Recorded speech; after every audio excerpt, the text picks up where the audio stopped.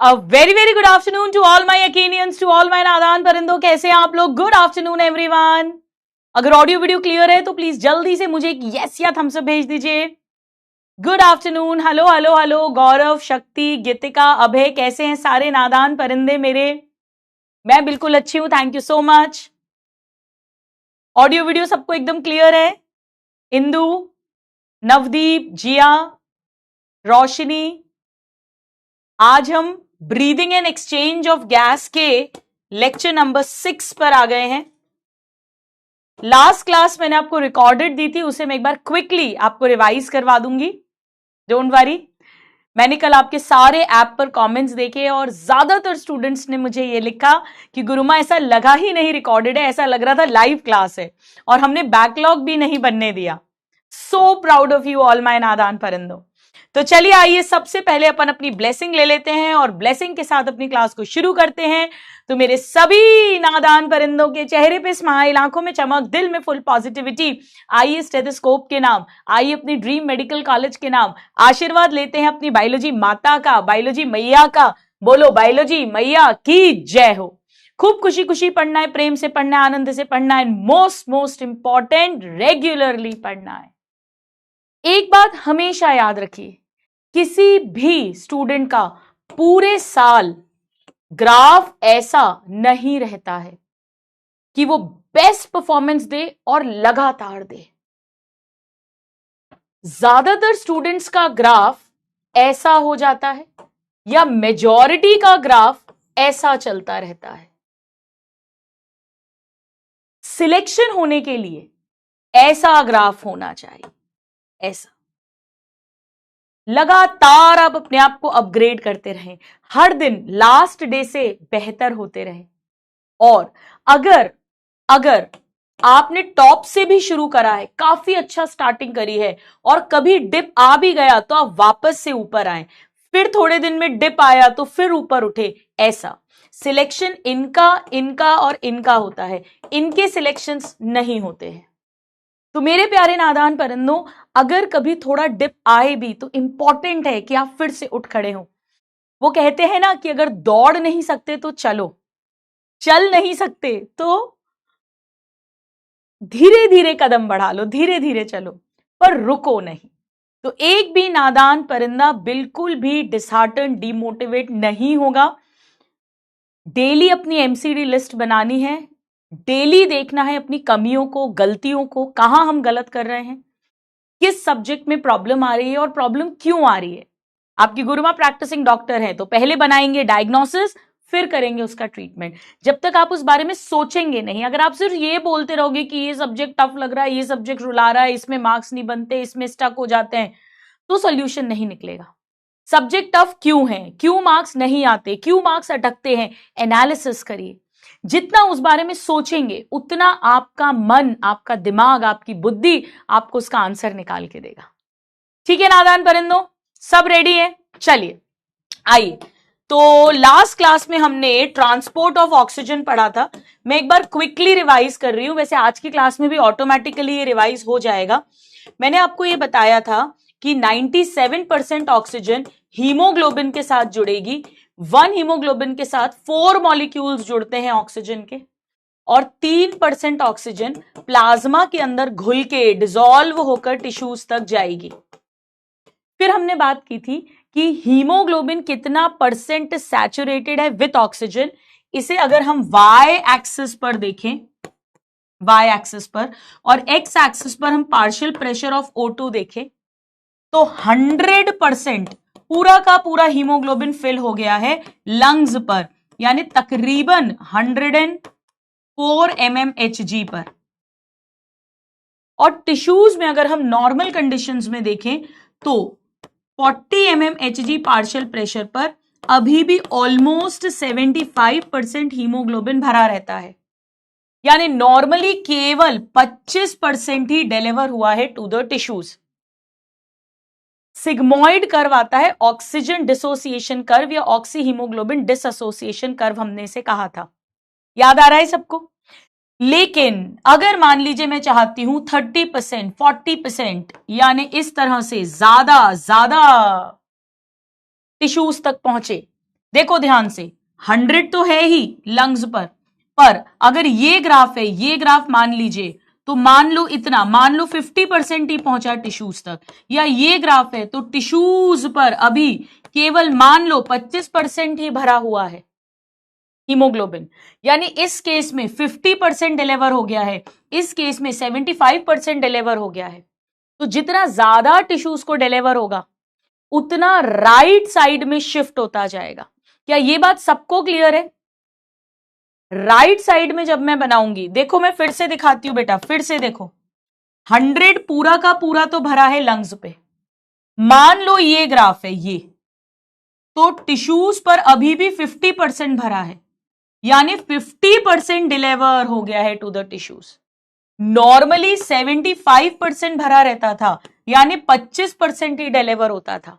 तो जितना ज्यादा टिश्यूज को ऑक्सीजन प्रोवाइड करवाना है, क्यों? क्योंकि टिश्यूज ज्यादा वर्क कर रहे हैं, टिश्यूज के पास ज्यादा काम है, तो CO2 भी हाई है, यानी H आयंस भी हाई है, टेम्परेचर हाई है, एसिडिटी हाई है, pH लो है, ऑक्सीजन लो है। इस समय पर ऑक्सी हीमोग्लोबिन ब्रेकडाउन ज्यादा होगा, ऑक्सीजन हीमोग्लोबिन की फ्रेंडशिप कम होगी, more oxygen will be delivered to tissues, और इसे हमने राइट शिफ्ट ऑफ कर्व कहा था। सबको क्लियर है सारे नादान परिंदों को? और लेफ्ट शिफ्ट जस्ट ऑपोजिट होता है, जिसमें low CO2, low H ions, low temperature, low acidity, high pH, high O2 होगा। और ऐसा फीटल हीमोग्लोबिन के साथ होता है और मायोग्लोबिन वाले कर्व में होता है। ठीक है, वेरी इजी था। Missed you, I also missed you all. चलिए, तो ये सब मैं लास्ट क्लास में पढ़ा चुकी हूं, बहुत इजी था। आइए आज हम कार्बन डाइऑक्साइड के ट्रांसपोर्ट को देखेंगे। तो चलो बेटा हेडिंग डाल दो, ट्रांसपोर्ट ऑफ कार्बन डाइऑक्साइड। आइए हेडिंग डालते हैं, ट्रांसपोर्ट ऑफ कार्बन डाइऑक्साइड।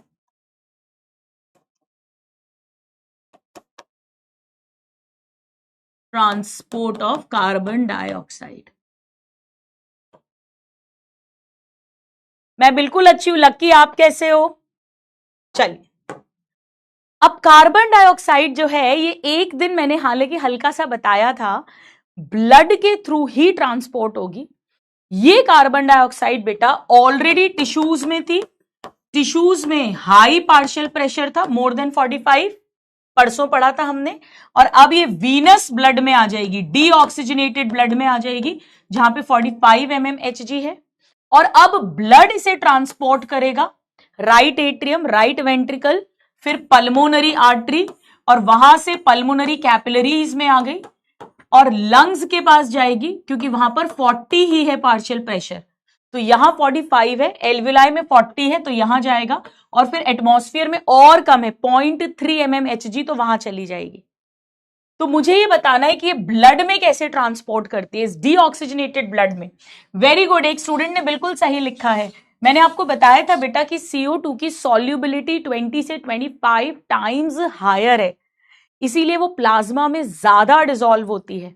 तो O2 3% प्लाज्मा में डिसॉल्व होती है, CO2 7% डिसॉल्व होती है।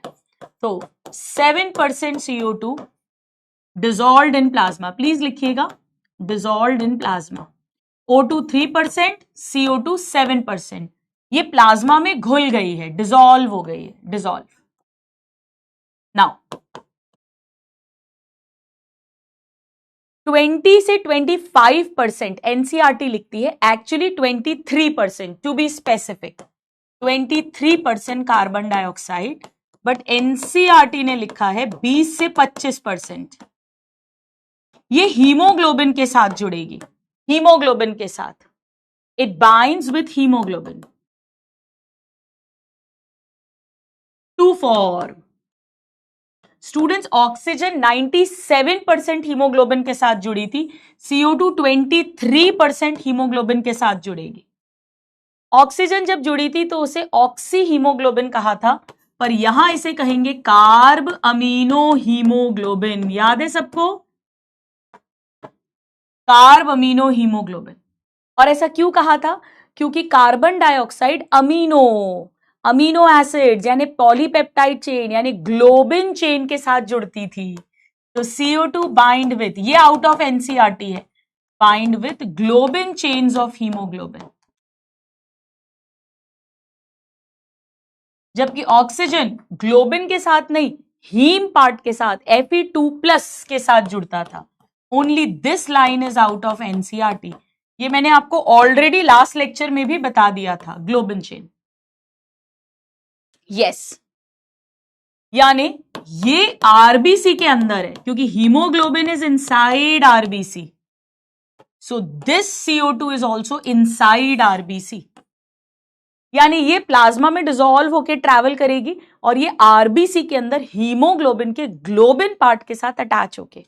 अब बचा मेजर पार्ट 70%, मेजर 70%। बेटा बहुत ध्यान से सुनिएगा, ये भी प्लाज्मा के अंदर ही जाएगा, बट बाय कार्बोनेट्स के रूप में। प्लाज्मा में ही जाएगा, आरबीसी के अंदर नहीं, डब्ल्यूबीसी के अंदर नहीं, प्लेटलेट्स के अंदर नहीं, प्लाज्मा के अंदर। पर घुल के नहीं जाएगा, प्लाज्मा के पानी में डिसॉल्व नहीं होगा, बल्कि सोडियम बाइकार्बोनेट, पोटेशियम बाइकार्बोनेट ऐसे कंपाउंड्स के रूप में ट्रैवल करेगी। देखो ना बेटा, इसमें CO3 यानी CO2 है, इसमें भी CO3 यानी CO2 है। स्टूडेंट्स, जब एम्स का एग्जाम अलग से हुआ करता था, तो एम्स में एक बार क्वेश्चन आया था कि how much CO2 is transported through plasma, और पहला ऑप्शन था 7%, और ज्यादातर स्टूडेंट्स ने 7% लगाया था, जबकि उसका आंसर था 77%। क्योंकि ये भी प्लाज्मा के थ्रू जा रही है, ये भी प्लाज्मा में ही जा रही है, पर ये प्लाज्मा के पानी में घुल के जा रही है, और ये प्लाज्मा के अंदर बाइकार्बोनेट के रूप में जा रही है, कंपाउंड के रूप में जा रही है। ठीक है, चलिए अब बहुत प्यारा क्वेश्चन था। नेक्स्ट हमने लास्ट क्लास में सीखा था कि जो 100 ml ऑक्सीजनेटेड ब्लड है, जो ऑक्सीजन ला रहा है, उसमें 20 ml O2 होता है, जिसमें से 5 ml टिश्यूज को डिलीवर करते हैं। इसी तरह अगर मुझे CO2 पता करनी है तो मैं क्या लिखूं, 100 ml ऑक्सीजनेटेड ब्लड या 100 ml डीऑक्सीजनेटेड ब्लड? बताइए, बताइए बेटा, बताइए। O2 ट्रैवल कर रही थी ऑक्सीजनेटेड ब्लड से, तो मैं CO2 के लिए क्या लिखूं, 100 ml ऑक्सीजनेटेड या डी? यस, महक ने सबसे पहले सही आंसर दिया है, यहां आ जाएगा डीऑक्सीजनेटेड ब्लड। और मैं क्या कहूं, it delivers CO2 to tissues या एल्व्यूलाई? बताओ, टिश्यूज या एल्व्यूलाई? सोचो बेटा, O2 एल्व्यूलाई से टिश्यूज को डिलीवर हुई है, CO2 तो प्रोड्यूस ही टिश्यूज कर रहे हैं, तो डिलीवर कहां होगी बताओ फाइनली? मैं वेट कर रही हूं कमेंट्स में, देखते हैं सबसे पहले कौन आंसर करता है। डीऑक्सीजनेटेड तो सबने सही लिखा है, वेरी गुड, बहुत सारे स्टूडेंट्स ने आंसर कर दिया है, एल्व्यूलाई। यस बेटा, टिश्यू से खून में गई, खून से तो एल्व्यूलाई में जाएगी, और ये होती है 4 ml। तो 100 ml oxygenated blood 5 ml oxygen tissues को डिलीवर करता है, और 100 ml deoxygenated blood 4 ml CO2 alveoli को डिलीवर करती है। ये बिल्कुल इजी है अगर हमें कॉन्सेप्ट आता है, और ये डायरेक्ट एनसीईआरटी की लाइन है। हाँ, CO2 प्रोड्यूस कौन करता है? CO2 is produced by tissues. O2 कौन प्रोड्यूस करता था? O2 कोई प्रोड्यूस नहीं करता, O2 एटमॉस्फेयर की हवा से हमारे बॉडी में आती है, जबकि CO2 प्रोड्यूस होती है बॉडी के अंदर। और क्यों प्रोड्यूस होती है? क्योंकि ग्लूकोज टूटता है, ब्रेक डाउन होता है, यानी catabolism, catabolism, due to catabolism. इतना नोट कर लीजिए, अगर समझ आ गया लिख लिया, जरा डन डन डन डन कर दो।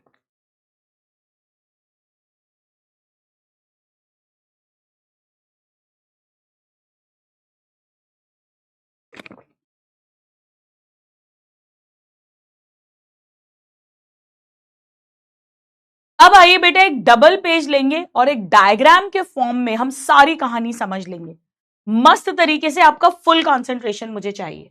चलिए एक न्यू पेज ले लो, डबल पेज।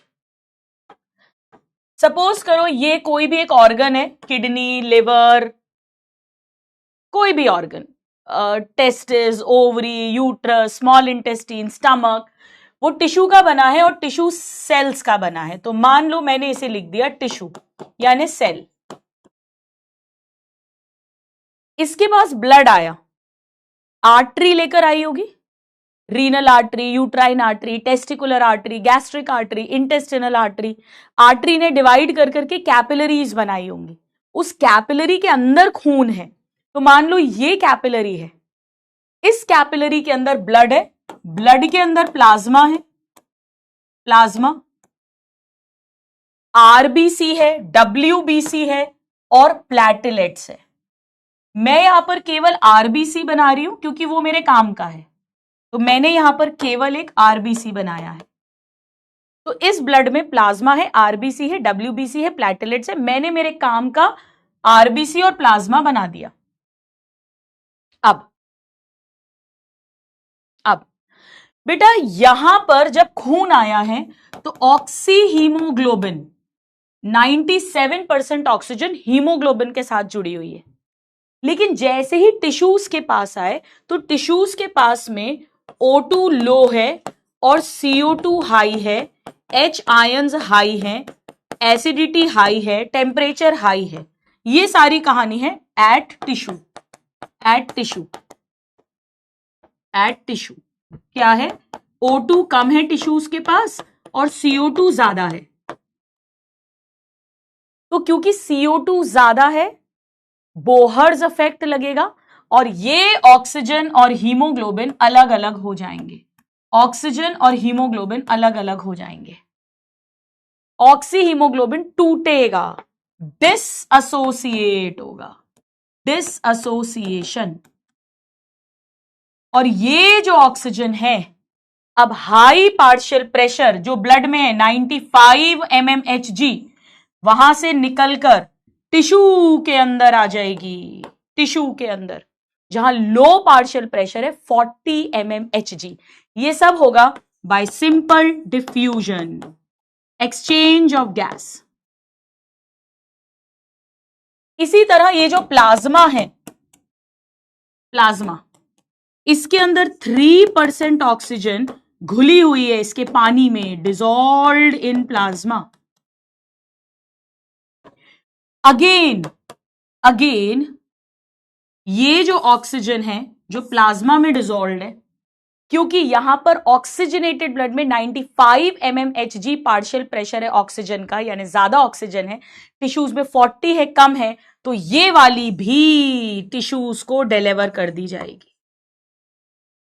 ये बात मैंने लास्ट क्लास में समझा दी थी। कितने स्टूडेंट्स को ये समझ आ गया बताइए डायग्रामेटिकली कि ऑक्सी हीमोग्लोबिन टिश्यूज पे ब्रेक डाउन होगा, ऑक्सीजन अलग, हीमोग्लोबिन अलग, और ऑक्सीजन टिश्यूज पे चली जाएगी बाय सिंपल डिफ्यूजन, और प्लाज्मा वाली डिसॉल्व्ड ऑक्सीजन भी टिश्यूज पे चली जाएगी, जो हमारा उद्देश्य है।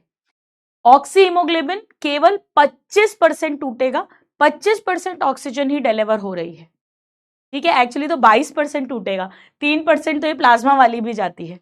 चलो कोई बात नहीं, यानी अभी भी काफी सारा ऑक्सी हीमोग्लोबिन रिजर्व रहता है। चलिए ठीक है। अब टिश्यूज के अंदर CO2 प्रोड्यूस हो रही है, CO2 ये टिश्यूज के अंदर प्रोड्यूस हो रही है क्योंकि ग्लूकोज का ब्रेक डाउन हो रहा है। बेटा जितनी भी CO2 है उसकी 7% प्लाज्मा में घुल जाएगी। प्लाज्मा के अंदर लिक्विड है, वाटर है, उसमें घुल जाएगी। 7% 7% डिसॉल्व्ड इन प्लाज्मा, ठीक है। और जो 23% है, जो एनसीईआरटी में 20 से 25% लिखा है, वो सीधे आरबीसी के अंदर घुस जाएगी। 23% CO2। और यहां पर हीमोग्लोबिन थोड़ा सा टूटा था, डिसएसोसिएट हुआ था, उस हीमोग्लोबिन की ग्लोबिन चेन के साथ जुड़ेगी और कार्ब अमीनो हीमोग्लोबिन फॉर्म हो जाएगा, कार्ब अमीनो हीमोग्लोबिन। 23% CO2 इस फॉर्म में हीमोग्लोबिन के साथ जुड़ जाएगी टिश्यूज पे, ठीक है।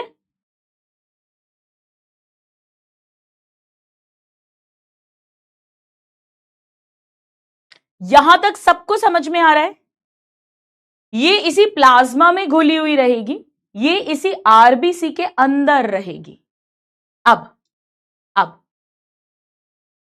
जो बची हुई 70% है, 70% CO2, ये भी आरबीसी के अंदर जाएगी। अब आपको कहना चाहिए कि गुरुमा आरबीसी के अंदर क्यों जाएगी? आपने तो कहा था ये बाइकार्बोनेट्स के फॉर्म में प्लाज्मा में ही रहती है। हाँ, प्लाज्मा में बनेंगे बाइकार्बोनेट, पर एक बार ये आरबीसी के अंदर जाएगी। अब आरबीसी के अंदर इसे पानी मिलेगा और एक एंजाइम मिलता है बेटा जिसका नाम है कार्बोनिक एनहाइड्रेज एंजाइम। हम बायोमोलिक्यूल्स चैप्टर में पढ़ेंगे, ये बॉडी का फास्टेस्ट एंजाइम है, फास्टेस्ट एंजाइम। तो जैसे ही CO2 प्लस वाटर जुड़ता है, ये H2CO3 बना देता है, यानी ये वाली CO2 अब इस H2CO3 के अंदर आ गई, ये जो CO3 है इसके अंदर आ गई है, और यही एंजाइम इसे फिर से तोड़ता भी है, तो बाइकार्बोनेट अलग हो जाता है और H आयंस अलग हो जाते हैं। मैंने क्या कहा? H आयंस अलग हो गए और बाइकार्बोनेट आयंस अलग हो गए। ये काम भी सेम वही एंजाइम करता है, कार्बोनिक एनहाइड्रेज। यानी ये वाली CO2 जो H2CO3 के अंदर गई थी, अब वो इन बाइकार्बोनेट आयंस के अंदर आ गई है। ये सब आरबीसी के अंदर हुआ है बिकॉज ये एंजाइम मेनली आरबीसी के अंदर प्रेजेंट होता है। ये बहुत फास्ट रिएक्शन करवा देता है। बेटा हम बायोमोलिक्यूल्स के अंदर पढ़ेंगे कि अगर ये एंजाइम नहीं हो तो 1 घंटे में 200 मॉलिक्यूल्स बनते, इनके 200 प्रोडक्ट 200 बनते। लेकिन अगर ये एंजाइम है तो 1 सेकंड में 6 लाख प्रोडक्ट्स बनते हैं। तो आप देख सकते हैं कि कितनी फास्ट कर देता है ये इस रिएक्शन को। ये एनसीईआरटी बायोमोलिक्यूल्स की लाइंस हैं, ये 10 मिलियन टाइम्स रिएक्शन को फास्ट कर देता है। 1 मिलियन में 10 लाख होते हैं, यानी 100 लाख गुना टाइम्स रिएक्शन की रेट को बढ़ा देता है। इतना फास्ट करता है, इसीलिए एक बार ये CO2 आरबीसी में गई, क्योंकि मेनली एंजाइम आरबीसी में प्रेजेंट है। थोड़ा सा प्लाज्मा में होता है, एनसीईआरटी ने लिखा है, बट मेनली आरबीसी में है। अब स्टूडेंट्स क्या होगा, ध्यान से सुनो। ये जो बाइकार्बोनेट आयंस हैं, ये आरबीसी से बाहर आ गए। अब ये बाहर आ गए, बाइकार्बोनेट आयंस बाहर आ गए, ठीक है। अब क्या हुआ? हाँ, कैटलिस्ट, यस, रिएक्शन की रेट को इंक्रीज करने वाला एंजाइम।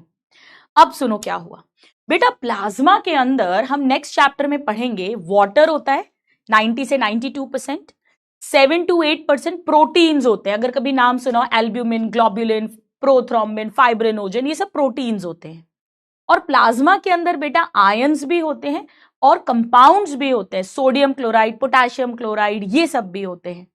तो इस प्लाज्मा के अंदर कहीं पर सोडियम क्लोराइड, पोटेशियम क्लोराइड, ये सब भी डोल रहे थे इसी प्लाज्मा के अंदर। इनमें छोटा मोटा झगड़ा हो गया बेटा, झगड़ा हो गया, इनमें झगड़ा हो गया, तो सोडियम अलग हो गया और क्लोराइड अलग हो गया। ऐसे ही बेटा इसमें भी झगड़ा हुआ, इसमें भी झगड़ा हुआ, तो पोटेशियम अलग हो गया, क्लोराइड अलग हो गया, क्लोराइड अलग हो गया। क्या हुआ? पोटेशियम क्लोराइड और सोडियम क्लोराइड में झगड़ा हो गया बेटा, लड़ाई हो गई, तो क्लोराइड अलग हो गए, सोडियम पोटेशियम अलग हो गए। अब ये जो सोडियम पोटेशियम आयंस हैं, ये इन बाइकार्बोनेट्स के साथ ज्वाइन करने लगे। तो कहीं पर सोडियम बाइकार्बोनेट बना, कहीं पर पोटेशियम बाइकार्बोनेट बना। मैंने क्या कहा, मैं एक बार फिर से बताती हूं, मैंने क्या कहा, मैं एक बार फिर से बताती हूं। 70% CO2 पहले आरबीसी के अंदर गई, क्योंकि वहां एंजाइम है जो रिएक्शन की रेट को इंक्रीज करता है, प्रोडक्ट्स जल्दी जल्दी बनवाता है। CO2 के साथ वाटर मिला, उससे H2CO3 बनी, उससे बाइकार्बोनेट आयंस और H आयंस बने, यानी हमारी CO2 बाइकार्बोनेट आयन के अंदर आ गई है, HCO3 नेगेटिव के अंदर आ गई है। ये बाइकार्बोनेट आयन बाहर आ गया। उधर झगड़ा चल रहा था सोडियम क्लोराइड पोटेशियम क्लोराइड का, तो सोडियम पोटेशियम आयंस अलग अलग थे। ये बाइकार्बोनेट जो नेगेटिवली चार्ज है वो सोडियम आयन या पोटेशियम आयंस के साथ जुड़ने लगे, तो प्लाज्मा के अंदर बहुत सारे सोडियम एंड पोटेशियम बाइकार्बोनेट्स बन गए, और इनके अंदर ही हमारी CO2 है। ये टिश्यू वाली CO2 ही तो इस बाइकार्बोनेट के अंदर आई है, और अब ये बाइकार्बोनेट प्लाज्मा के थ्रू ही ट्रैवल करेंगे। तो 7% प्लाज्मा में डिसॉल्व्ड है पानी में, 70% प्लाज्मा में बाइकार्बोनेट्स के फॉर्म में ट्रैवल कर रहे हैं, और 23% आरबीसी के इनसाइड हीमोग्लोबिन के साथ जुड़ के कर रही है। अब बेटा ध्यान से सुनो, जब एक नेगेटिव चार्ज बाहर आया तो डिसबैलेंस हुआ, अंदर पॉजिटिव बढ़ रहा है, ये नेगेटिव यहां बढ़ रहा है, तो बैलेंस करने के लिए, क्योंकि एक नेगेटिव चार्ज बाहर आया है, आयन बाहर आया है, तो एक नेगेटिव अंदर जाना चाहिए, तो ये नेगेटिव अंदर चला गया, ये नेगेटिव अंदर चला गया। हर एक बाइकार्बोनेट बाहर आएगा, सोडियम के साथ जुड़ा मान लो, तो सोडियम बाइकार्बोनेट बना और क्लोराइड आयन अंदर गया, या एक बाइकार्बोनेट जब बाहर आया पोटेशियम आयन के साथ ज्वाइन हुआ, पोटेशियम बाइकार्बोनेट बना और उसका वाला क्लोराइड आयन अंदर गया। तो ऐसे करके टिश्यूज पे bicarbonate from RBC into plasma आए, और क्लोराइड आयंस बदले में बैलेंस मेंटेन करने के लिए फ्रॉम प्लाज्मा इनटू आरबीसी गए।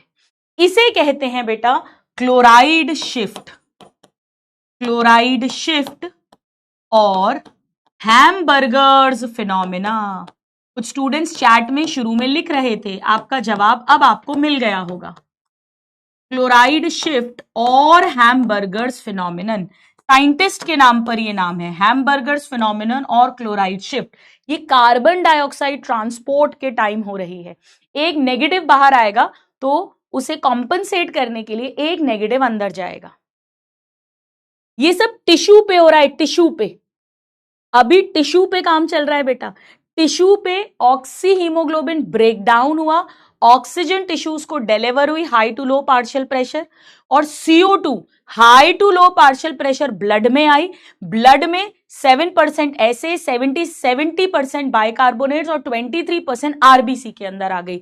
ये सब टिश्यू लेवल पर हो रहा है यहां तक। हाँ, या तो बेटा मान लो भाई 70% CO2 है ना, मान लो एक एग्जांपल देती हूं कि यहां 100 मॉलिक्यूल्स बने हैं CO2 के, मान लो, तो 7 मॉलिक्यूल्स तो पानी में डिसॉल्व हो गए, 23 मॉलिक्यूल्स हीमोग्लोबिन के साथ जुड़ गए, और 70 कार्बन डाइऑक्साइड के मॉलिक्यूल्स अंदर आए, वो 70 वाटर के साथ जुड़ेंगे तो 70 H2CO3 बनेंगे, उससे 70 बाइकार्बोनेट्स बनेंगे, 70 H आयंस बनेंगे।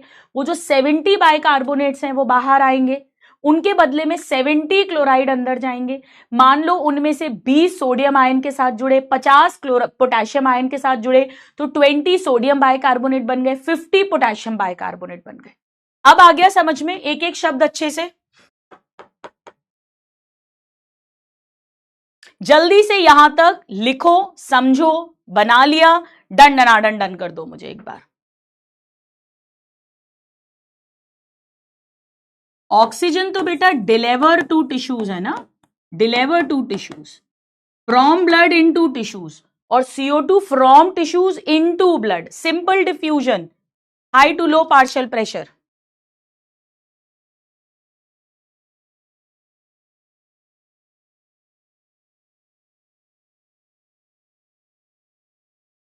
हो गया? अरे वाह यार, क्या बात है। चलो, तो मैंने आपको क्या बताया कि कार्बोनिक एनहाइड्रेज, लिखिए प्लीज, कार्बोनिक एनहाइड्रेज ये एंजाइम है, enzyme, carbonic anhydrase enzyme, this is mainly present in RBC, mainly present inside RBC, ये आरबीसी के अंदर सबसे ज्यादा मिलता है, मेनली इनसाइड आरबीसी, बट थोड़ा सा माइन्यूट अमाउंट या क्वांटिटीज इन प्लाज्मा ऑल्सो। अगर आएगा it is present in RBC plasma both, तो आंसर लगाओगे बोथ, बोथ। पर अगर बोथ नहीं दिया तो आरबीसी आंसर होगा। ठीक है नैन्सी बेटा, समझ आ रहा है? बिल्कुल आसान है।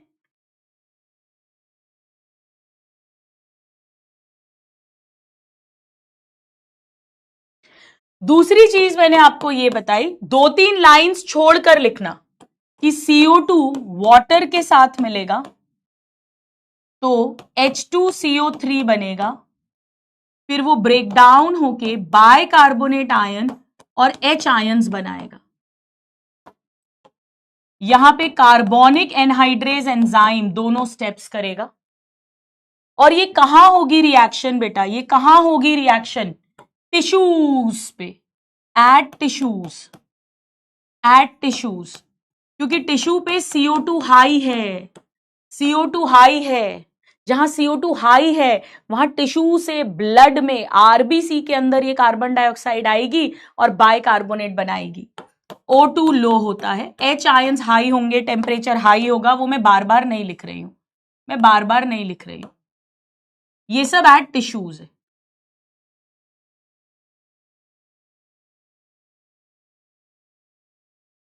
फोर फाइव लाइंस छोड़ देना, 4-5 लाइंस छोड़ देना बेटा, 4-5 लाइंस छोड़ देना। मैंने आपको एक बात और बताई, 4-5 लाइन छोड़ना बेटा, कि अगर ये प्लाज्मा है और अगर ये आरबीसी है, तो अगर मैं टिश्यू की बात करूं, टिश्यू, तो टिश्यू के टाइम पर बेटा कार्बन डाइऑक्साइड 70% आरबीसी में गई थी, यहां पर H2O के साथ जुड़ी थी, H2CO3 बना था, बाइकार्बोनेट प्लस H आयंस बने थे, वो बाइकार्बोनेट आयंस आरबीसी से प्लाज्मा में आ गए थे, प्लाज्मा में। और जो प्लाज्मा के क्लोराइड आयंस थे वो आरबीसी के अंदर गए थे।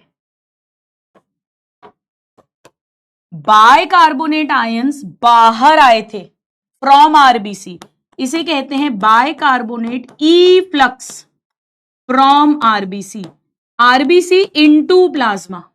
और क्लोराइड आयंस अंदर गए हैं, अंदर, यानी क्लोराइड का इनफ्लक्स हुआ है इनटू आरबीसी, इनटू आरबीसी। बिल्कुल इजी है बेटा, कर दूंगी रिपीट। एक बात बताओ तान्या, नैन्सी, कभी ऐसा हुआ है कि कोई टॉपिक मैंने 5-7 बार क्लास में रिपीट ना किया हो? कभी हुआ है ऐसा? बताओ। सफ्यूर, मजा आ गया, वेरी गुड। हाँ प्रकाश, बिल्कुल बिल्कुल, आप बॉटनी, बहुत बच्चे मेरे से पूछ रहे हैं, बिल्कुल आप यकीन 3.0 2026 से बॉटनी कर सकते हो, सेम सिलेबस है वहां पे, न्यू वाली जो फैमिलीज वगैरह थी, जो भी लास्ट ईयर का अपडेटेड सिलेबस था, सब पढ़ाया हुआ है, बिल्कुल पढ़ सकते हो, एब्सोल्युटली। निखिल बेटा यहां ध्यान दो, मैं एक बार फिर से बता रही हूं नादान परिंदो, पॉजिटिव माइंडसेट के साथ समझो, पॉजिटिव माइंडसेट के साथ, ठीक है? चलो देखो, मैंने आपको यह बताया कि जब टिश्यूज के पास खून आया तो टिश्यूज के पास ऑक्सीजन कम है, ऑक्सीजन कम है, और ब्लड में ऑक्सीजन ज्यादा है, 95 mmHg ऑक्सी हीमोग्लोबिन है, प्लाज्मा में घुली हुई है, तो वो ऑक्सी हीमोग्लोबिन ब्रेक डाउन होगा और ऑक्सीजन ये वाली भी और प्लाज्मा वाली भी high to low partial pressure simple diffusion से टिश्यूज को दे दी जाएगी, जो हमने लास्ट क्लास में सीखा था। और CO2 हाई है, टिश्यूज पे CO2 हाई है क्योंकि प्रोड्यूस हो रही है, क्योंकि ग्लूकोज ब्रेक डाउन हो रहा है, वो CO2 को ब्लड में डालना है, high to low partial pressure ही एक्सचेंज होगा सिंपल डिफ्यूजन से। बट कैसे? 7% प्लाज्मा में घुलेगी, 23% आरबीसी के अंदर जाके हीमोग्लोबिन के साथ जुड़ के कार्बो अमीनो हीमोग्लोबिन बनाएगी, और 70% भी पहले आरबीसी में जाएगी, बाइकार्बोनेट आयंस बनाएगी, वो बाइकार्बोनेट आयंस फिर से अगेन वापस प्लाज्मा में आएंगे, सोडियम पोटेशियम के साथ ज्वाइन करेंगे तो कुछ सोडियम बाइकार्बोनेट, कुछ पोटेशियम बाइकार्बोनेट बनेंगे। और क्योंकि एक नेगेटिव चार्ज बाहर आ रहा है तो एक नेगेटिव चार्ज यानी क्लोराइड आयंस अंदर जाएंगे, जिसे क्लोराइड शिफ्ट या हैमबर्गर्स फिनोमेना कहते हैं। ये सब टिश्यूज के लेवल पर हो रहा है, टिश्यूज के लेवल पर। टिश्यूज के लेवल पर CO2 आरबीसी के अंदर जाके बाइकार्बोनेट्स फॉर्म करती है, और टिश्यूज के लेवल पर क्लोराइड आयन आरबीसी के अंदर जा रहे हैं और बाइकार्बोनेट आरबीसी से प्लाज्मा पे आ रहा है। यहां तक समझ आ गया? अब लिखना मत, अब लिखना मत जो बता रही हूं। बेटा मान लो ये कोई भी ऑर्गन है, किडनी है, टेस्टिस है, ओवरी है, स्मॉल इंटेस्टाइन, स्टमक, कोई भी ऑर्गन है, ये उस ऑर्गन का टिश्यू है, ठीक है। अभी क्या हुआ था, जब कैपिलरी बनी थी, इसकी आर्टरी आई होगी, मान लो किडनी है तो रीनल आर्टरी आई, लिवर है तो हिपैटिक आर्टरी आई, स्टमक है तो गैस्ट्रिक आर्टरी आई, आर्टरी से कैपिलरी बनी थी। इस कैपिलरी के अंदर ऑक्सी हीमोग्लोबिन था, इसके अंदर ऑक्सीजन घुली हुई थी, वो अपन ने टिश्यूज को डिलीवर कर दी थी, जो अभी सिखाया मैंने। और टिश्यूज के अंदर जो CO2 प्रोड्यूस हो रही थी वो इस ब्लड में आ गई, कैपिलरी के अंदर 7% प्लाज्मा में घुल गई, 70% ने बाइकार्बोनेट्स प्लाज्मा में बना लिए, 23% आरबीसी के अंदर आ गई। ये खून अब डीऑक्सीजनेटेड ब्लड कहलाएगा और ये वेन में आ जाएगा, वेन। किडनी से निकली तो रीनल वेन, लिवर से निकली हिपैटिक वेन, इंटेस्टाइन से निकली इंटेस्टिनल वेन, स्टमक से निकली गैस्ट्रिक वेन, स्प्लीन से निकली स्प्लीनिक वेन, यूट्रस से निकली यूट्राइन वेन, ओवरी से निकली तो ओवेरियन वेन, टेस्टिकुलर वेन, जो भी वेन है।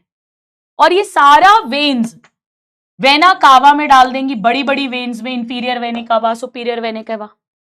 और ये सारा खून राइट एट्रियम में आ जाएगा, फिर राइट वेंट्रिकल में आ जाएगा, फिर वहां से पल्मोनरी आर्टरी निकलेगी, उसमें आ जाएगा। ये सिखा चुकी हूं बेटा लास्ट टू लास्ट क्लास में। और पल्मोनरी आर्टरी लंग्स के पास चली जाएगी और वहां जाके पल्मोनरी कैपिलरी बना लेगी, कैपिलरी। उसके अंदर वही खून है जो यहां था, यानी इसके अंदर भी 7% CO2 प्लाज्मा में डिसॉल्व्ड है, 70% CO2 बाइकार्बोनेट्स के फॉर्म में प्लाज्मा में है, और 23% CO2 आरबीसी के इनसाइड हीमोग्लोबिन की ग्लोबिन चेन के साथ अटैच्ड है, यानी कार्ब अमीनो हीमोग्लोबिन के फॉर्म में प्रेजेंट है। ये बात कितने स्टूडेंट्स को समझ में आ गई? जरा मी लिख कर भेजो, बड़ी सिंपल सी बात बताइए, पर दिमाग में पिक्चर क्लियर कर रही हूं। बताइए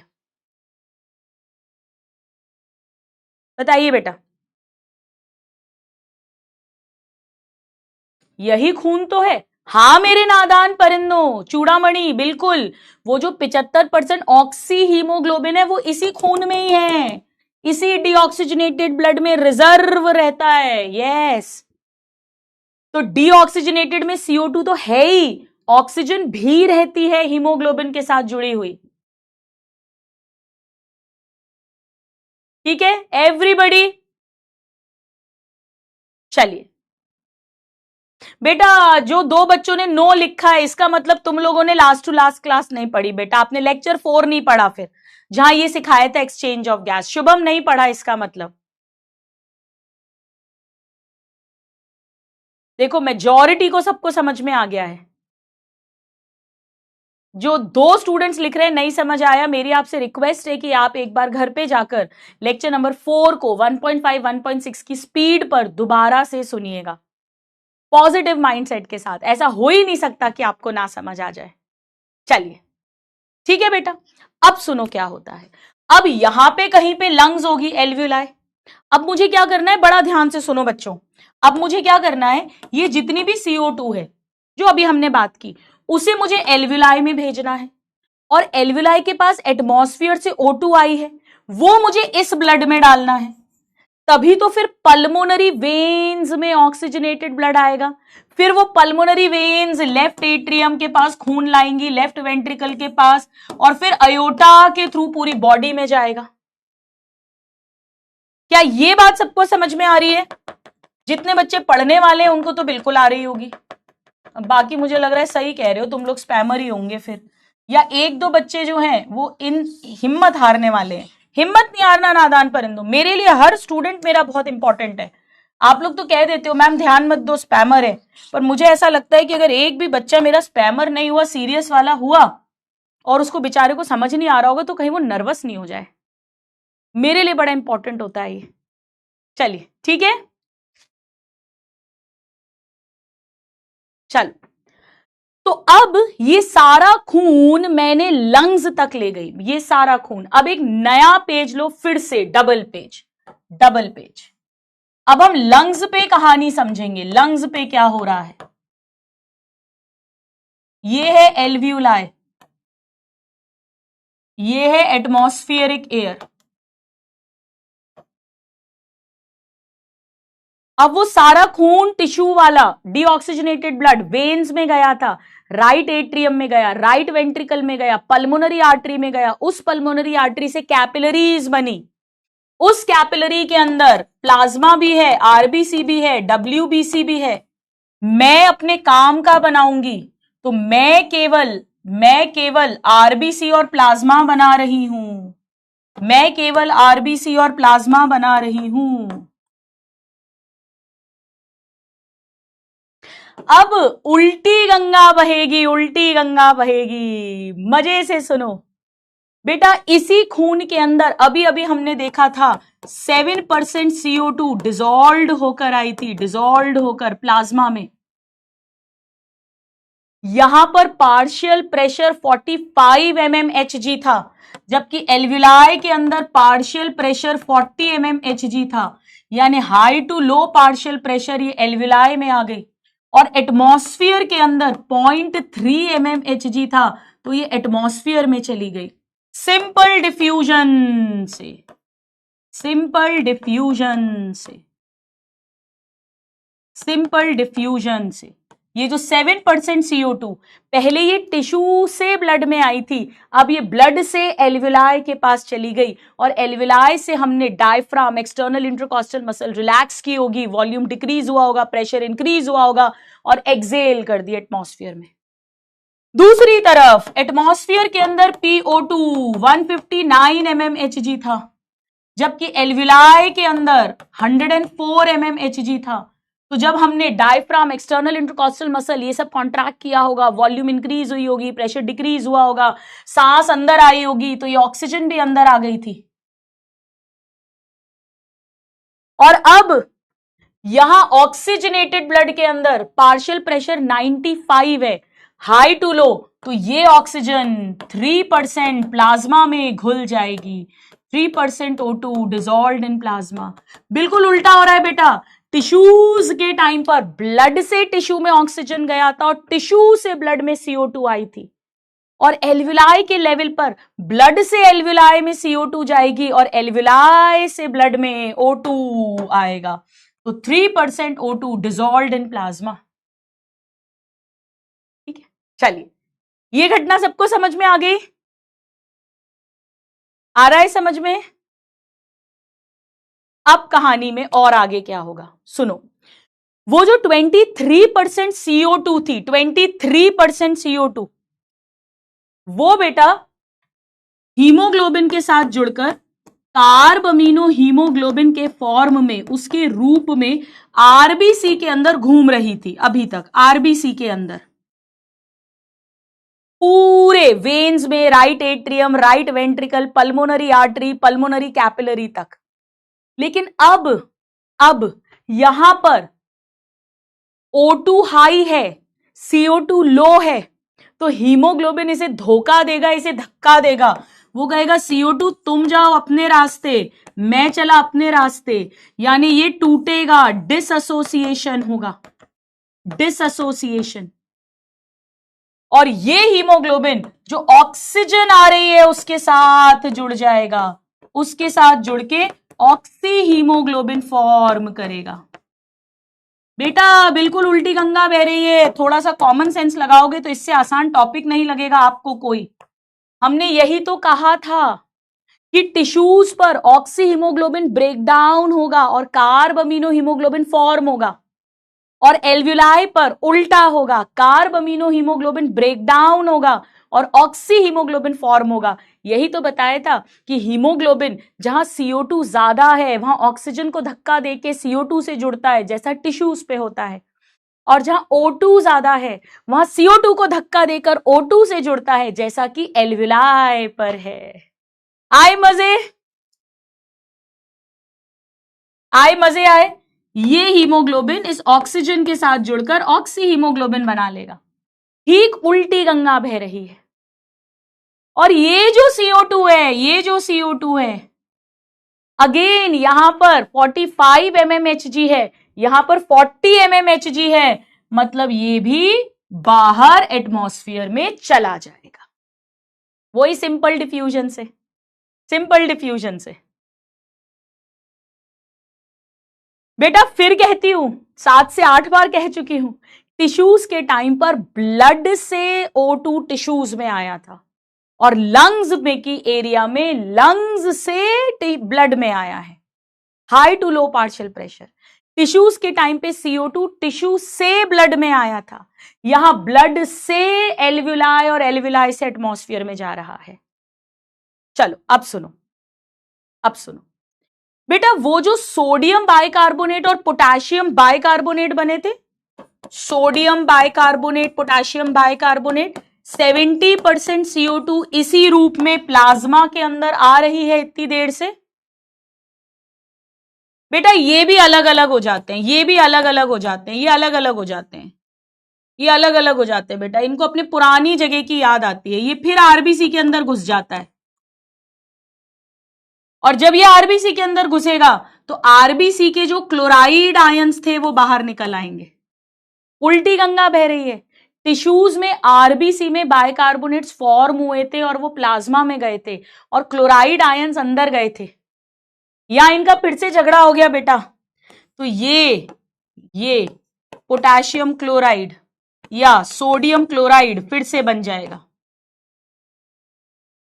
मैं फिर कहती हूं, मान लो 70 बाइकार्बोनेट्स थे, जिनमें से 20 सोडियम बाइकार्बोनेट थे और 50 पोटेशियम बाइकार्बोनेट थे। ये सब अलग अलग हो गए बेटा, पोटेशियम अलग, बाइकार्बोनेट अलग, आयंस। और ये सारे 70 बाइकार्बोनेट अंदर गए, तो इनके बदले में सारे 70 क्लोराइड अंदर आए और उन्होंने फिर सोडियम क्लोराइड पोटेशियम क्लोराइड बना लिया। बिल्कुल इजी, फिर से बना लिया, फिर से बना लिया। अब ये जो बाइकार्बोनेट है, इसे भी अपने पुराने साथियों की याद आई। ये फिर H आयन के साथ जुड़ा, इससे H2CO3 बना, फिर ये टूटा, इससे वाटर प्लस CO2 बना, CO2। उल्टी गंगा बह रही है बेटा। पहले CO2 प्लस वाटर से बाइकार्बोनेट और उससे ये बना था, अब उल्टा हो रहा है, दिस प्लस दिस, इससे ये बना और इससे ये बना। यहां पर भी वही सेम एंजाइम कार्बोनिक एनहाइड्रेस काम करेगा और ये जो CO2 बनी है बेटा, ये again high to low partial pressure atmosphere में चली गई। तो बाइकार्बोनेट वाली CO2 भी एटमॉस्फेयर में चली गई, कार्ब अमीनो हीमोग्लोबिन वाली भी चली गई और प्लाज्मा में डिसॉल्व वाली भी चली गई। मजे आ गए? ठीक उल्टी गंगा बह रही है, ठीक उल्टी गंगा। टिश्यूज के अंदर जो रिएक्शन हो रही है उसकी जस्ट ऑपोजिट लंग्स पर हो रही है। यानी ये जो मैंने आपको 3-4 लाइंस छुड़वाई थी, यानी ये रिएक्शन रिवर्सिबल है, रिवर्सिबल। दोनों टाइम पर कार्बोनिक एनहाइड्रेस काम करता है। ये घटना, उल्टी घटना एल्वुलाई पर होगी, जहां पर CO2 कम है, O2 ज्यादा है। जब CO2 कम है बेटा, एल्वुलाई पर CO2 कम है, तो ब्लड से एल्वुलाई में CO2 डालना है ताकि एटमॉस्फेयर में चली जाए।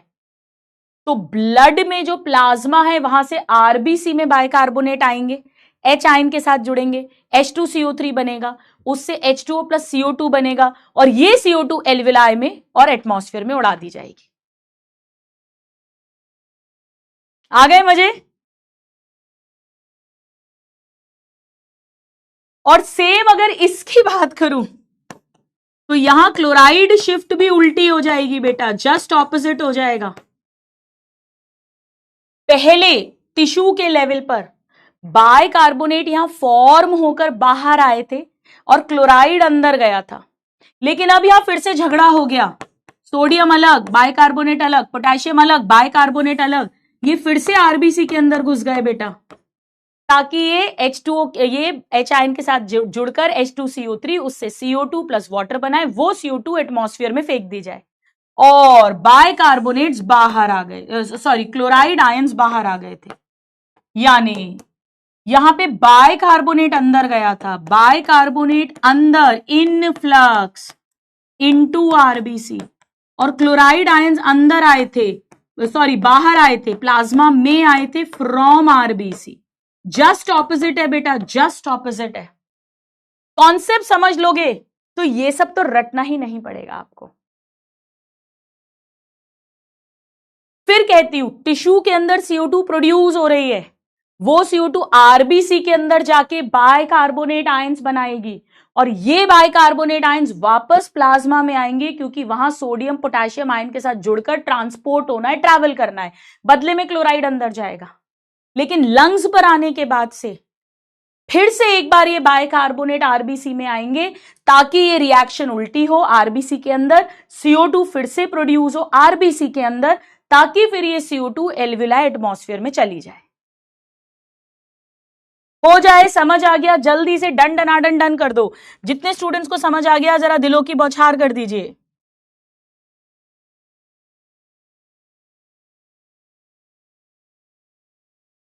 बेटा ये ऐसा टॉपिक है आप रट के कर ही नहीं सकते हैं, एनसीईआरटी की लाइंस को मगअप नहीं कर सकते, और अगर समझ लिया तो ऐसा होगा नहीं कि कोई क्वेश्चन गलत हो जाए। पर आपको पॉजिटिविटी रखनी पड़ेगी, आपको पेशेंस रखना पड़ेगा। आओ एक और जबरदस्त बात बताती हूं जो मेरे एक नादान परिंदे ने यहां लिखी थी। एक बच्चे ने लिखा था कि गुरुमा इस H आयंस का क्या हुआ, H आयंस का, ये भी तो एसिडिटी बढ़ा रहा है। बेटा ये H आयंस जो थोड़ा सा हीमोग्लोबिन है उसके साथ जुड़कर HHB बनाते हैं। अब ये बात अपनी एनसीईआरटी में कहीं नहीं लिखी है।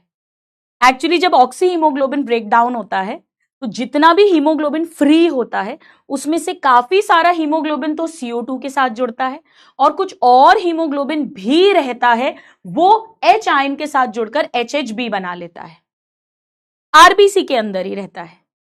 और ये खून ट्रैवल करता रहता है वेन्स में, right atrium, right ventricle, pulmonary artery, और घूमता फिरता ये खून आ जाता है लंग्स वाले एरिया में।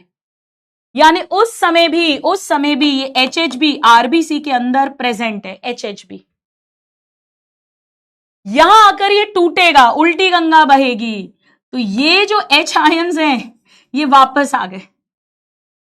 पहले आरबीसी के अंदर उल्टा ऐसे रिएक्शन चली थी, बाइकार्बोनेट बना था वो प्लाज्मा में गया था और H आयन हीमोग्लोबिन के साथ जुड़े थे। अब ये टूट गए हैं, ये फिर से टूटा और जो बचा हुआ हीमोग्लोबिन है वो थोड़ी और ऑक्सीजन के साथ जुड़कर ऑक्सी हीमोग्लोबिन बना लेता है, ये यहां पे फिर से टूट जाता है HHB।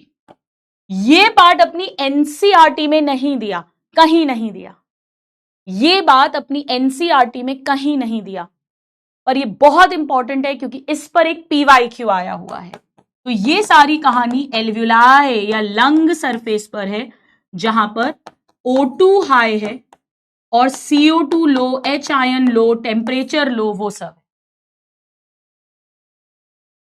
इस पर एक बहुत बेहतरीन प्रीवियस ईयर क्वेश्चन आया है, ध्यान से सुनिएगा।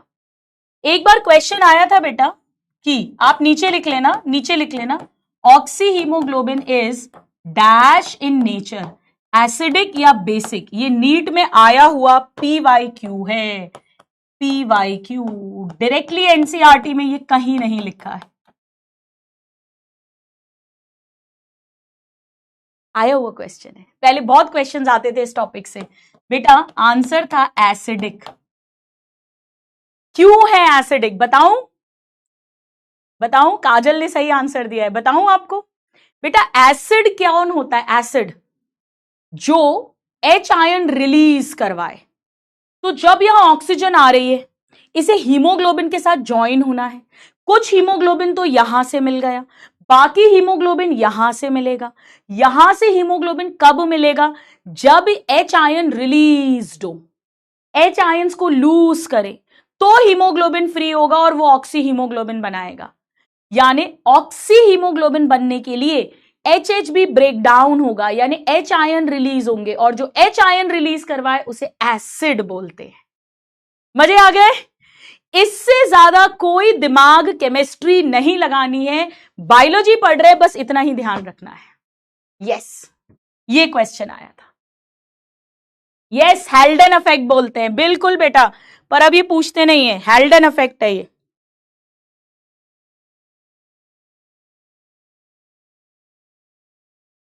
बोहर्स इफेक्ट मतलब टिश्यूज पे CO2 हाई है तो ऑक्सी हीमोग्लोबिन ज्यादा ब्रेक डाउन होगा और ऑक्सीजन टिश्यूज को डिलीवर होगी, वो ऑक्सीजन के ट्रांसपोर्ट से रिलेटेड है। और हेल्डन जी ने बताया था कि लंग्स पर O2 हाई है तो हीमोग्लोबिन O2 के साथ जुड़ेगा, उसके लिए वो H आयंस को धक्का देगा, रिलीज करेगा, यानी oxy haemoglobin acidic in nature है। और हैमबर्गर जी ने बताया था कि टिश्यूज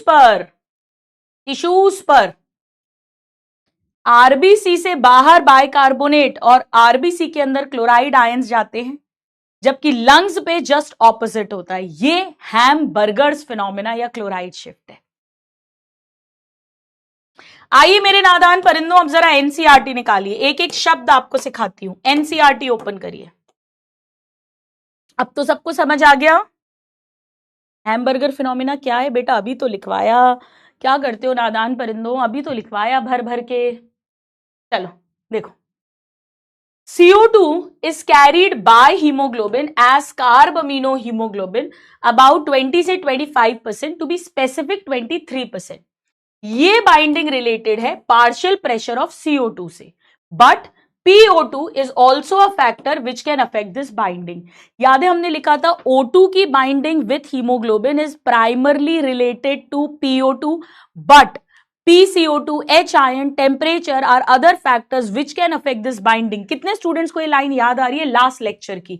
बस उसी का उल्टा लिख दिया। अब ध्यान से देखो, जब CO2 हाई है और O2 लो है, यानी इन द टिश्यूज, वहां पर हीमोग्लोबिन CO2 के साथ जुड़ेगा, मोर बाइंडिंग ऑफ CO2।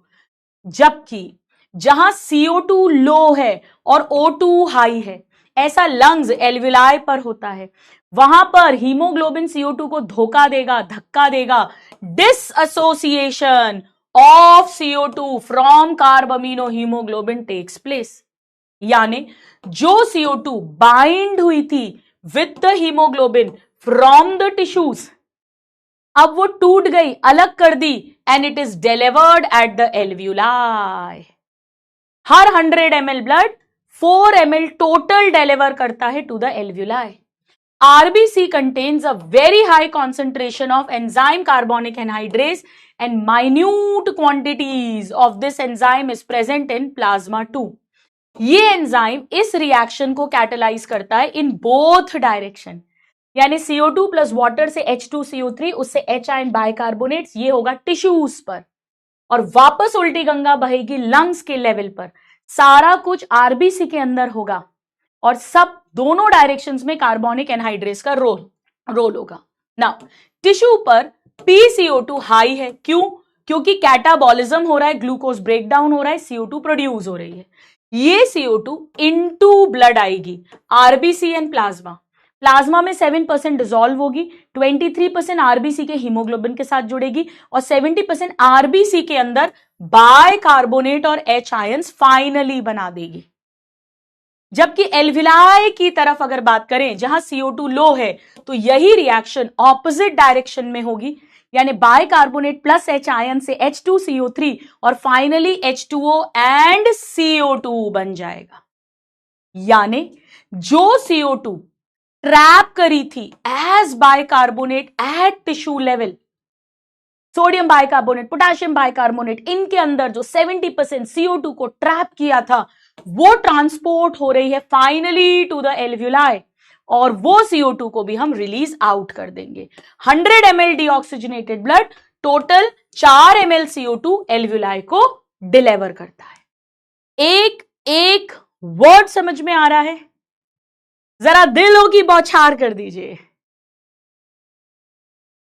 बहुत इजी टॉपिक है, अगर आपने समझ लिया और रटने बैठोगे तो कभी नहीं रट सकते। एक बार फिर से रिवाइज करवाती हूं नादान परिंदों, लो आपके लिए फिर से फुल कंसंट्रेशन। मैंने क्या क्या कहा? टिश्यूज पर O2 लो और CO2 हाई है। O2 लो है तो ऑक्सी हीमोग्लोबिन ब्रेक डाउन होगा। ये वाली 25% O2 और प्लाज्मा वाली भी O2 सब कुछ डिलीवर होगी to the tissues by simple diffusion, high partial pressure to low partial pressure. और टिश्यूज पर CO2 हाई है कैटाबॉलिज्म के कारण, 7% प्लाज्मा में डिसॉल्व होगी, 23% हीमोग्लोबिन के साथ जुड़कर कार्बोमिनो हीमोग्लोबिन बनाएगी और 70% बाइकार्बोनेट्स बनाएगी। ये बाइकार्बोनेट्स बैक इनटू प्लाज्मा आएंगे and as sodium and potassium bicarbonates trap हो जाएंगे, इसी रूप में ट्रैवल करेंगे। कार्बोनिक एनहाइड्रेज एंजाइम रिएक्शन करेगा, इनसाइड आरबीसी मेजर होता है, थोड़ा बहुत प्लाज्मा में होता है। यही खून बहता बहता लंग्स तक आएगा। लंग्स पे जस्ट उल्टी गंगा है, CO2 लो और O2 हाई है, तो कार्ब अमीनो हीमोग्लोबिन टूटेगा, धक्का देगा CO2 को बाहर जाने के लिए और O2 के साथ जुड़ेगा। दूसरी तरफ प्लाज्मा वाली डिसॉल्व CO2 भी बाहर जाएगी। ये सब simple diffusion high to low partial pressure of CO2 हो रहा है और O2 अंदर आ जाएगी और जो बाइकार्बोनेट्स थे वो भी टूटेंगे, तो आयंस अंदर जाएंगे, रिएक्शन ऑपोजिट डायरेक्शन में होगी, तो CO2 अगेन रिलीज होगा बाइकार्बोनेट से, वो भी बाहर छोड़ दिया जाएगा, क्लोराइड बाहर जाएंगे। HHB वाला कॉन्सेप्ट और क्लोराइड शिफ्ट वाला कॉन्सेप्ट एनसीईआरटी में नहीं दिया, बट क्वेश्चंस आए हुए हैं। आइए मेरे नादान परिंदों, पहले थोड़े से क्वेश्चंस करते हैं, फिर स्टोरी को आगे बढ़ाएंगे। ये लीजिए पहला क्वेश्चन। ऐसा टॉपिक जो अच्छे अच्छे बच्चे गड़बड़ कर देते हैं क्योंकि कॉन्सेप्ट क्लियर नहीं होता।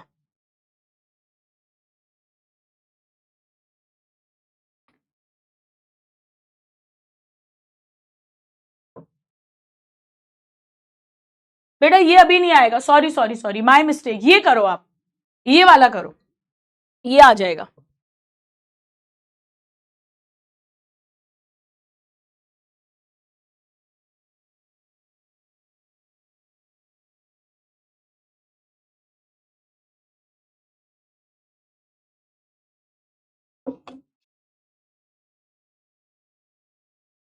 बेटा जब CO2 ज्यादा है, अगर CO2 ज्यादा है यानी H आयन ज्यादा है, यानी टेम्परेचर ज्यादा है, यानी एसिडिटी ज्यादा है, यानी pH कम है, और अगर CO2 ज्यादा है यानी O2 कम है, ये सब बेटा टिश्यूज के लेवल पर होता है। ये सब में मोर O2 डिलीवर होता है, यानी राइट शिफ्ट होती है, राइट शिफ्ट।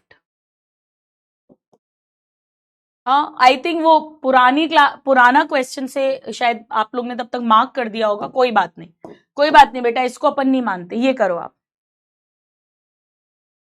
हाँ, न्यू पोल लगाना चाहिए था, कोई बात नहीं। चल अब करो। स्टूडेंट्स, बोहर इफेक्ट O2 के ट्रांसपोर्ट से रिलेटेड है, पर क्लोराइड शिफ्ट क्यों हुई थी? क्लोराइड क्यों अंदर गया आरबीसी के? क्योंकि बाइकार्बोनेट बाहर आ रहा है, और बाइकार्बोनेट के अंदर क्या है? HCO3, CO3, उसके अंदर CO2 है, यानी कार्बन डाइऑक्साइड है, कार्बन डाइऑक्साइड। 45% ने सही आंसरिंग की है। चलिए ये लीजिए, 45 सेकेंड्स का टाइमर लगा रही हूं। ऑप्शंस के थ्रू क्वेश्चन करना। अगर ए सब में है तो ए मत देखना, मत पढ़ना, फिर बी चेक करना, सब में है तो मत देखना, एलिमिनेशन मेथड के थ्रू करना। चलो, ए ट्रू या फॉल्स पूछा है तो करना पड़ेगा। Blood transport CO2 easy because high solubility है 20 से 25 टाइम्स। ए ट्रू है, ए फॉल्स नहीं है, ए फॉल्स नहीं है, तो ये आंसर नहीं हो सकते हैं। अब बी देख लो बेटा, फॉल्स है या ट्रू है, आंसर आ जाएगा। डिसॉल्व्ड इन प्लाज्मा 7% CO2 जाती है, 7%, तो बी फॉल्स है, बी ट्रू नहीं है, लो आंसर आ गया। जरूर सी ट्रू होगा, CO2 ब्लड में आएगा, आरबीसी में जाएगा, वाटर के साथ जुड़ेगा, H2CO3 बनाएगा, सही है। जरूर ई करेक्ट होगा, क्लोराइड आयन प्लाज्मा से आरबीसी में जाते हैं टिश्यूज पर। ऑक्सी हीमोग्लोबिन बेसिक नहीं है, एसिडिक है, ये कॉन्सेप्ट मैंने अभी अभी आपको बताया। आंसर तो हमारा आ चुका है, 5 में से 2 स्टेटमेंट से आंसर आ गया। जरा बताओ कितने स्टूडेंट्स ने वैसे ही सॉल्व करा जैसे मैंने किया है? जरा मी लिख कर भेजिए। कि हाँ गुरुमा हमने भी यही किया, पहले ए चेक करा, बी चेक करा और हमारा आंसर आ गया? बताइए। 70% ने ऑलमोस्ट करेक्ट आंसरिंग की है। चलिए नेक्स्ट क्वेश्चन, नेक्स्ट क्वेश्चन करो ट्राई। बढ़िया, शानदार क्वेश्चन, बहुत प्यारा क्वेश्चन है बेटा, बहुत प्यारा।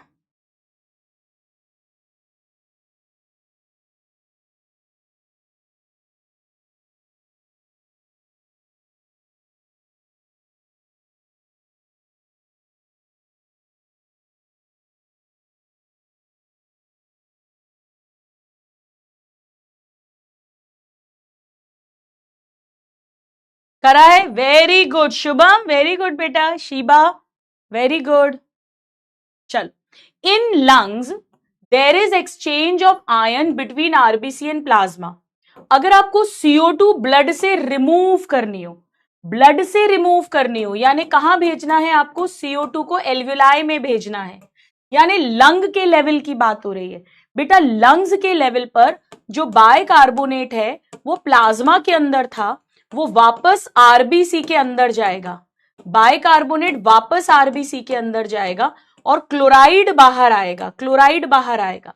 ये इसलिए जाएगा ताकि ये इसके साथ जुड़े, फिर ये बनाए और अल्टीमेटली ये बनाए और इसे फिर हम एल्वियोलाई में फेंक दें, एक्सेल कर दें। यानी इस समय पर आरबीसी से बाहर क्लोराइड आएगा, क्लोराइड बाहर आएगा, बाहर बाहर, और बाइकार्बोनेट आरबीसी के अंदर जाएगा, आरबीसी के अंदर, प्लाज्मा के अंदर नहीं जाएगा। इफ्लक्स तो होगा ही नहीं। या तो बोलो influx of bicarbonate into RBC, या तो यहां पे आरबीसी लगाओ तो ये करेक्ट होगा, या efflux of chloride from RBC. ये लंग्स के लेवल की बात हो रही है। आओ देखें, अरे वाह यार, ऑलमोस्ट 50% ने करेक्ट किया है, वेरी गुड। अगर ये टिश्यू लेवल लिख देते, टिश्यू लेवल, तो उल्टा हो जाता, बाइकार्बोनेट आरबीसी से बाहर आते, क्लोराइड आयन आरबीसी के अंदर जाते। चलिए नेक्स्ट क्वेश्चन, आया हुआ क्वेश्चन है बेटा, PYQ। बहुत क्वेश्चन आते हैं ऐसे।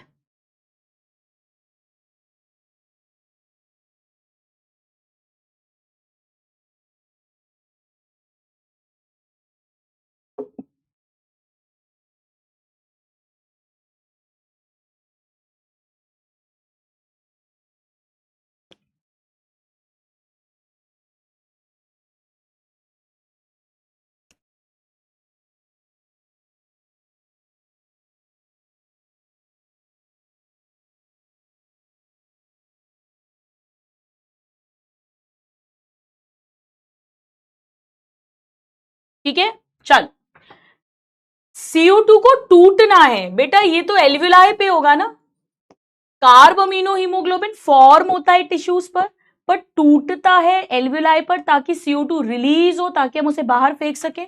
और एल्वियोलाई पर CO2 लो होता है, CO2 लो होता है और O2 हाई होता है, CO2 लो होता है और O2 हाई होता है, और एल्वियोलाई में ये काम होगा। सो बी फॉर बॉम्बे।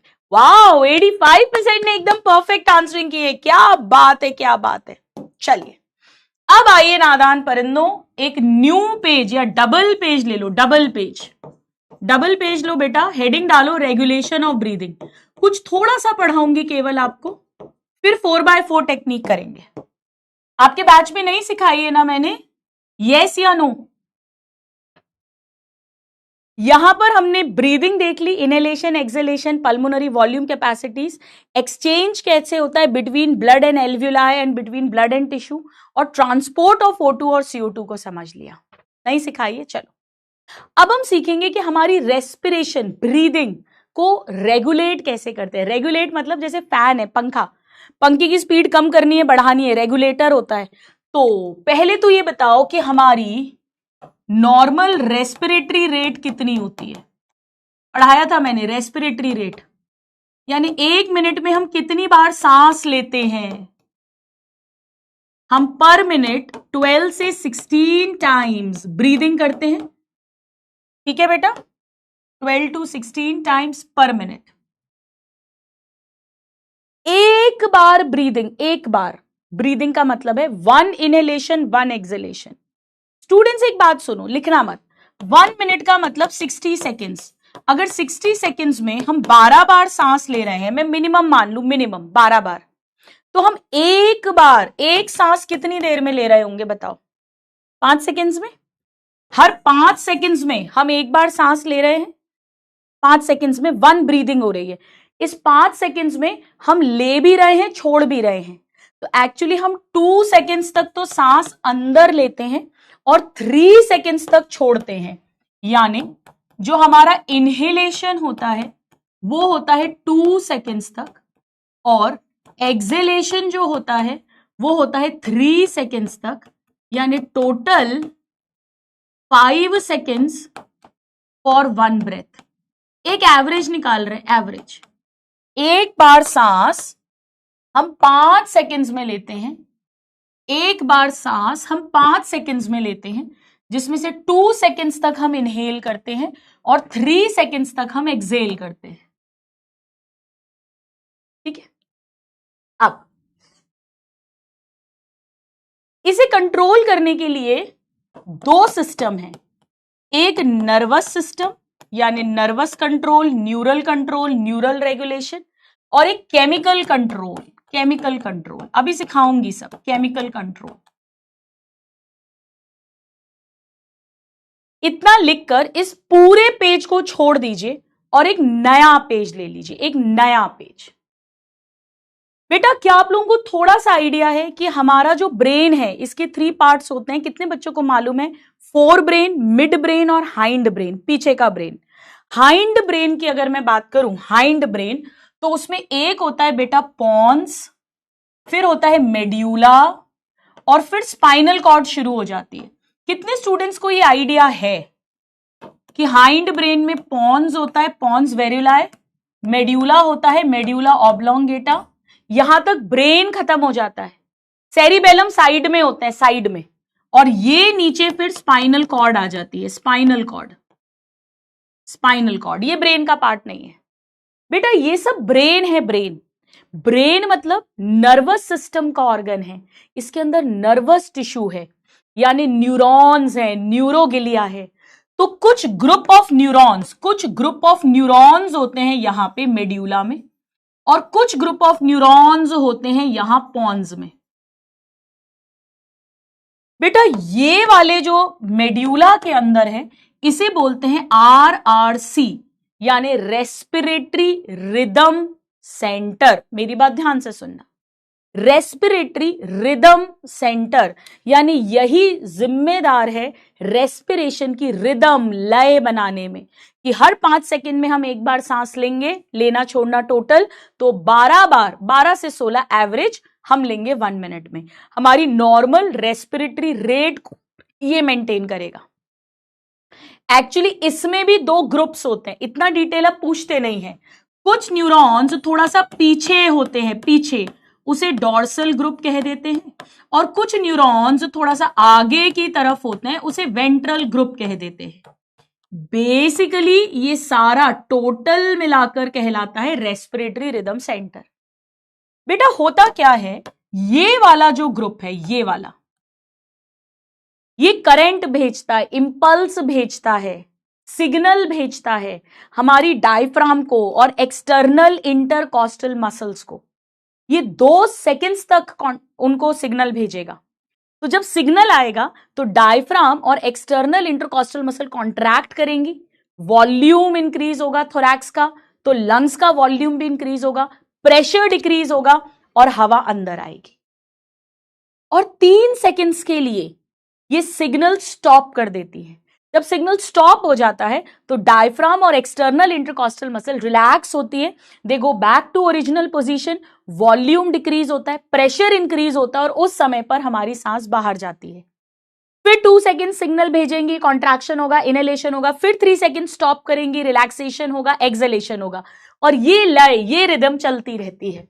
मैंने क्या कहा? मैंने कहा send signals to diaphragm and external intercostal muscles for 2 seconds। जब ऐसा होगा तो कॉन्ट्रैक्शन होगा इन मसल्स का फॉर 2 सेकेंड्स, और जब इनका कॉन्ट्रैक्शन होगा वॉल्यूम इंक्रीज होगा, प्रेशर डिक्रीज होगा, हवा अंदर आएगी, इनहेलेशन। और उसके बाद they will stop signal for 3 seconds. जब सिग्नल नहीं आएगा तो मसल्स रिलैक्स करेंगी, और जब मसल रिलैक्स करेगी वॉल्यूम डिक्रीज होगा, प्रेशर इंक्रीज होगा, हवा बाहर जाएगी, यानी एक्सेलेशन होगा। तो डायफ्राम और एक्सटर्नल इंटरकॉस्टल मसल 2 सेकेंड्स के लिए कॉन्ट्रैक्ट करके इनहेल करवाएगा, और जब सिग्नल स्टॉप होगा तो 3 सेकेंड्स के लिए रिलैक्स करके एक्सेल करवाएंगे, और ये कहानी चलती रहेगी। हमारी नॉर्मल ब्रीदिंग चलती रहती है। इसके कारण रेस्पिरेटरी रिदम सेंटर के भी जो डॉर्सल पीछे वाले न्यूरॉन्स का ग्रुप है, और जब हमें फोर्सफुल ब्रीदिंग करनी है, हमारे बॉडी में बहुत एक्स्ट्रा CO2 आ गई है, मुझे इसे निकालना है, तो उस समय पर इंटरनल इंटरकॉस्टल मसल और एब्डोमिनल मसल कॉन्ट्रैक्ट करती है। कितने बच्चों को याद आ रहा है? ये तो रिलैक्स करेंगी ही ताकि नॉर्मल एक्सलेशन हो, पर मुझे और करना है तो इंटरनल इंटरकॉस्टल एब्डोमिनल मसल के पास सिग्नल जाएगा, वो कॉन्ट्रैक्ट करेंगे, वॉल्यूम और रिड्यूस होगा, प्रेशर और इंक्रीज होगा, और एक्स्ट्रा एक्सलेशन होगा, फोर्सफुल ब्रीदिंग होगी। वो काम ये करते हैं इंटरनल इंटरकॉस्टल एब्डोमिनल मसल, उन्हें ये सिग्नल भेजते हैं। So this group is responsible for forceful breathing. अपनी एनसीईआरटी में ऐसे डॉर्सल वेंट्रल ऐसा नहीं लिखा है, अपनी एनसीईआरटी में केवल आरआरसी हमारी नॉर्मल रिदम मेंटेन करता है, इतना लिखा है। यहां तक समझ आ रहा है? ये मेड्यूला ऑब्लोंगेटा में है बेटा, इसीलिए तो अगर किसी के यहां डंडा मारते हैं, मूवीज में दिखाते हैं, यहां चोट लग जाए तुरंत डेथ हो जाती है, क्योंकि आरआरसी अगर डैमेज हो गया, इनको सिग्नल नहीं पहुंचेगा, ये कॉन्ट्रैक्ट नहीं करेंगी, इनहेलेशन नहीं होगा, एयर अंदर आएगी नहीं, O2 अंदर आएगी नहीं, CO2 बाहर जाएगी नहीं, अंदर सफोकेशन हो जाएगा, तुरंत डेथ होती है। अगर समझ आ गया, मजे आ गए, लिख लिया तो जरा डन डनाडन डन कर दीजिए।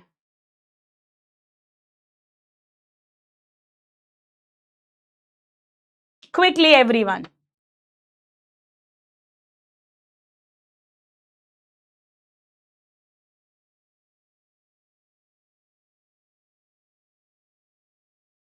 यानी बेटा नर्वस के अंदर रेस्पिरेटरी रिदम सेंटर है, respiratory rhythm centre, respiratory rhythm centre, प्यार से इसे कहते हैं RRC, रेस्पिरेटरी रिदम सेंटर। ये कहां पर है? मेड्यूला में। मेड्यूला का पूरा नाम होता है मेड्यूला ऑब्लोंगेटा। ये हमारे ब्रेन का पार्ट है, और उसमें भी पीछे, सबसे पीछे यानी हाइंड ब्रेन का पार्ट है, तो मेड्यूला ऑब्लोंगेटा में है। ये जिम्मेदार है मेनली, ये एनसीईआरटी की लाइन है बेटा, that this is primarily responsible for regulation of breathing. जो हमारी ब्रीदिंग है, सांस लेना छोड़ना है, रेस्पिरेटरी रेट है, लय है, रिदम है, उसको रेगुलेट करना, कंट्रोल करना, उसके लिए मेनली यही जिम्मेदार है, रेस्पिरेटरी रिदम सेंटर ही जिम्मेदार है।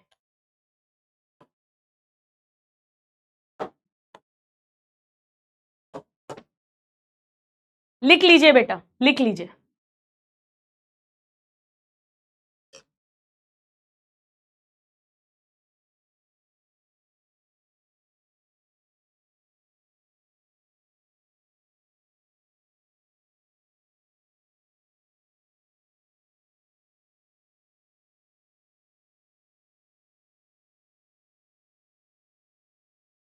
हो गया? तो डन डनाडन डन कर देना मुझे। स्तुति बेटा एक बार वापस पढ़ना पॉजिटिव माइंडसेट के साथ 1.5 1.6 की स्पीड पर। फिर मेरे से नेक्स्ट क्लास में पूछना जो डाउट होगा, पर एक बार पढ़ना। हो गया?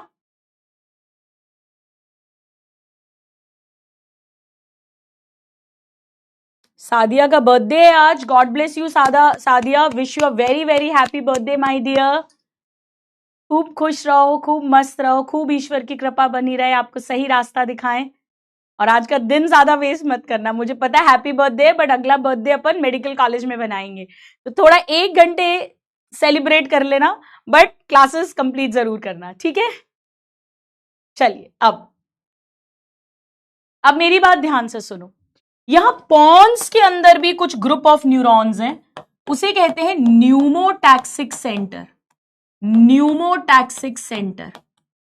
बेटा पी से पॉन्स, पी से पॉन्स, पी से न्यूमोटैक्सिक सेंटर। अब मेरी बात ध्यान से सुनना मेरी बात। नॉर्मली ये शांत रहता है, ये कुछ नहीं बोलता, चुप रहता है, ये अपना काम करता रहता है। हम 12 से 16 टाइम्स पर मिनट ब्रीदिंग करते रहते हैं। थोड़ी फोर्सफुल की जरूरत पड़ती है तो ये काम हेल्प कर देता है। ये कहानी चलती रहती है, ये कुछ नहीं बोलता। लेकिन अगर कभी मान लो CO2 बहुत हाई हो जाए, CO2 यानी H आयंस भी हाई हो जाएंगे। अगर कभी CO2 H आयंस यानी टेम्परेचर भी हाई हो जाएगा, ये सब अगर हो जाए, अगर ये सब हो जाए, कहां? खून के अंदर। ऑब्वियसली बेटा, ऑब्वियसली खून के अंदर CO2 O2 ये सब खून के अंदर ही तो होती है, गैसेस ब्लड के अंदर मौजूद है। अगर CO2 बॉडी में बहुत हाई हो गई, नॉर्मल से ज्यादा, H आयंस नॉर्मल से ज्यादा, थोड़े बहुत ज्यादा होते हैं तो ये कंट्रोल कर लेता है फोर्सफुली करवाकर, पर बहुत ज्यादा हो गए तो ये फटाफट भागे भागे जाते हैं इसके पास न्यूमोटैक्सिक सेंटर के पास जाते हैं और चिल्लाते हैं, गुहार लगाते हैं, बॉडी में बहुत CO2 हो गई है। बॉडी कहती है प्लीज कुछ करो। O2 भी कम हुई है, उसकी हमें प्रॉब्लम नहीं है, O2 कम होने की प्रॉब्लम नहीं है, O2 तो रिजर्व है, हमने केवल 25% ही टिश्यूज को दी थी, O2 तो है हमारे पास, that is not a problem. पर ये जो CO2 हाई हो रही है, ये हार्मफुल गैस है, ये लंग से एक्सेल नहीं हुई, तभी तो ब्लड में हाई हो रही है। आप कुछ करिए तो ये सीधे इसको बोलता है, सीधे इसके पास जाता है और इसको कहता है सुनो, तुम्हें क्या करना है, तुम इंस्पिरेशन का ड्यूरेशन कम कर दो,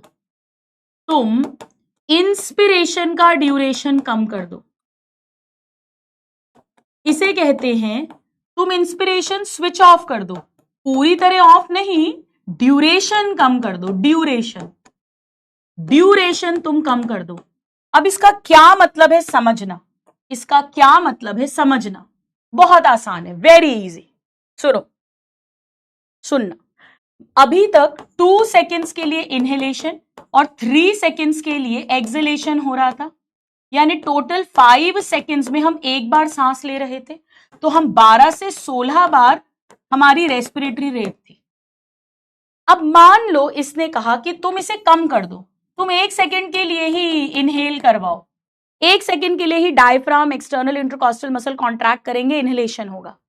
एक्सहेलेशन जो है तुम्हारा वो रहने दो, यानी अब एक सांस 5 सेकेंड की जगह बेटा 4 सेकेंड की आएगी, 4 सेकेंड की। तो मुझे सोचकर ये बताओ कि पर मिनट जो हम नंबर ऑफ टाइम्स ब्रीदिंग कर रहे हैं, यानी रेस्पिरेटरी रेट, ये इंक्रीज होगी या डिक्रीज होगी? जरा सोच के बताओ। पहले हम 5 सेकेंड में एक बार सांस ले रहे थे, अब मान लो 4 सेकेंड्स में एक बार ले रहे हैं, तो हम पर मिनट सांस ज्यादा लेंगे कि कम लेंगे? बताइए। हमारी रेस्पिरेटरी रेट इंक्रीज हो जाएगी या डिक्रीज हो जाएगी? सोच के बताओ, सोच के।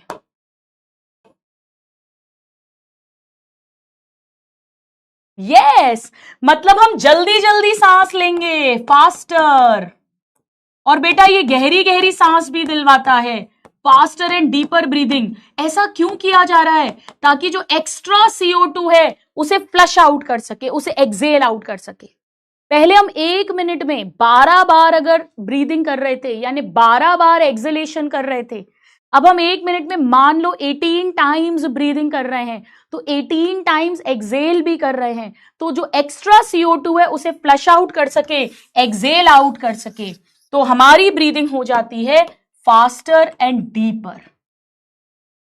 पहले इसमें बहुत क्वेश्चंस आते थे, बट एक बार ऑप्शन आया था, एक बार जो सेकंड चॉइस होगा, फर्स्ट नहीं, एक बार बेटा फास्टर एंड शैलो ऑप्शन था, फास्टर एंड डीपर ऑप्शन ही नहीं था, ये ऑप्शन ही नहीं था। फास्टर एंड डीपर, स्लोअर था, सब में स्लो या सेम रेस्पिरेटरी रेट, एक ही फास्ट वाला ऑप्शन था, तो वो बेस्ट चॉइस हो गई थी। वैसे ऐसी सांस आती है मतलब लंबी लंबी गहरी गहरी जल्दी जल्दी जल्दी जल्दी गहरी गहरी, ताकि पूरी CO2 को बाहर फेंक दे, यानी इसने इसका ड्यूरेशन कम करा दिया, इंस्पिरेशन का ड्यूरेशन कम कराया है, ताकि फास्टर ब्रीदिंग हो सके, ताकि एक्स्ट्रा CO2 को फ्लश आउट कर सके। यानी कि सेकंड हो गया न्यूमोटैक्सिक सेंटर। बेटा इसे पोंटाइन सेंटर भी बोलते हैं, क्योंकि पॉन्स के अंदर है, पॉन्स के अंदर, तो न्यूमोटैक्सिक या पोंटाइन सेंटर, न्यूमोटैक्सिक या pontine centre, this is present in pons. Pons का पूरा नाम होता है पॉन्स वेरियुलाई, हाइंड ब्रेन में ही है, ये भी हाइंड ब्रेन पॉन्स में है, इसीलिए पोंटाइन, पी से पॉन्स, पी से न्यूमोटैक्सिक। इसने क्या किया है,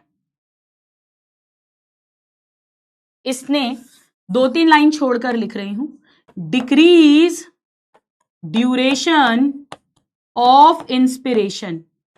RRC को कमांड भेजा, इंस्पिरेशन का समय कम करो, ताकि 1 मिनट में ज्यादा बार सांस आए, यानी रेस्पिरेटरी रेट इंक्रीज हो जाए, फास्टर और डीपर ब्रीदिंग हो जाए, faster and deeper breathing, faster and deeper breathing.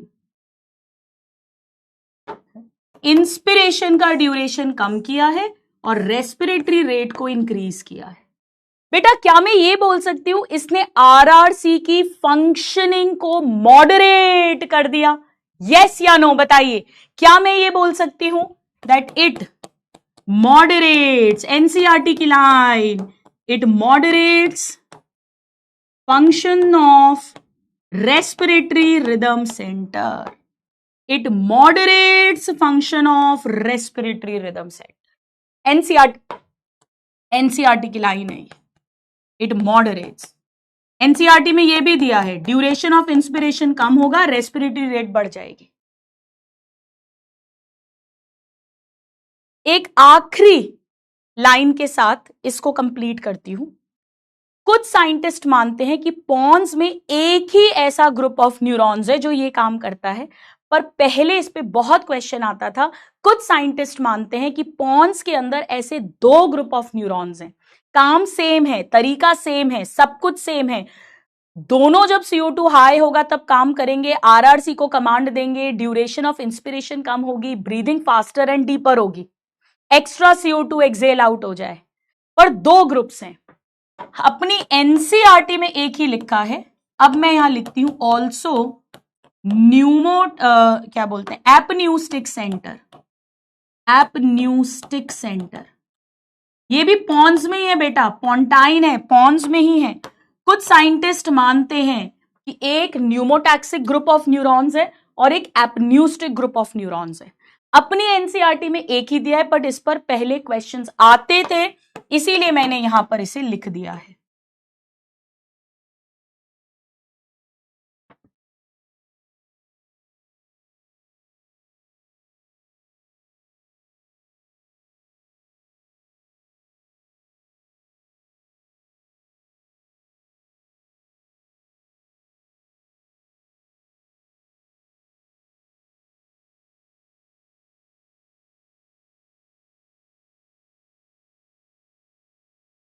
अभी हमने सिर्फ इतना पढ़ा है बेटा, अभी हमने सिर्फ इतना पढ़ा है,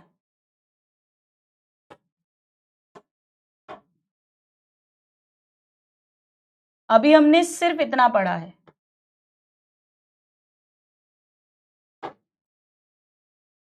ये नहीं पढ़ाया मैंने आपको, एक चीज, और ये फिल इन द ब्लैंक मैंने आपको नहीं करवाया है, एक चीज।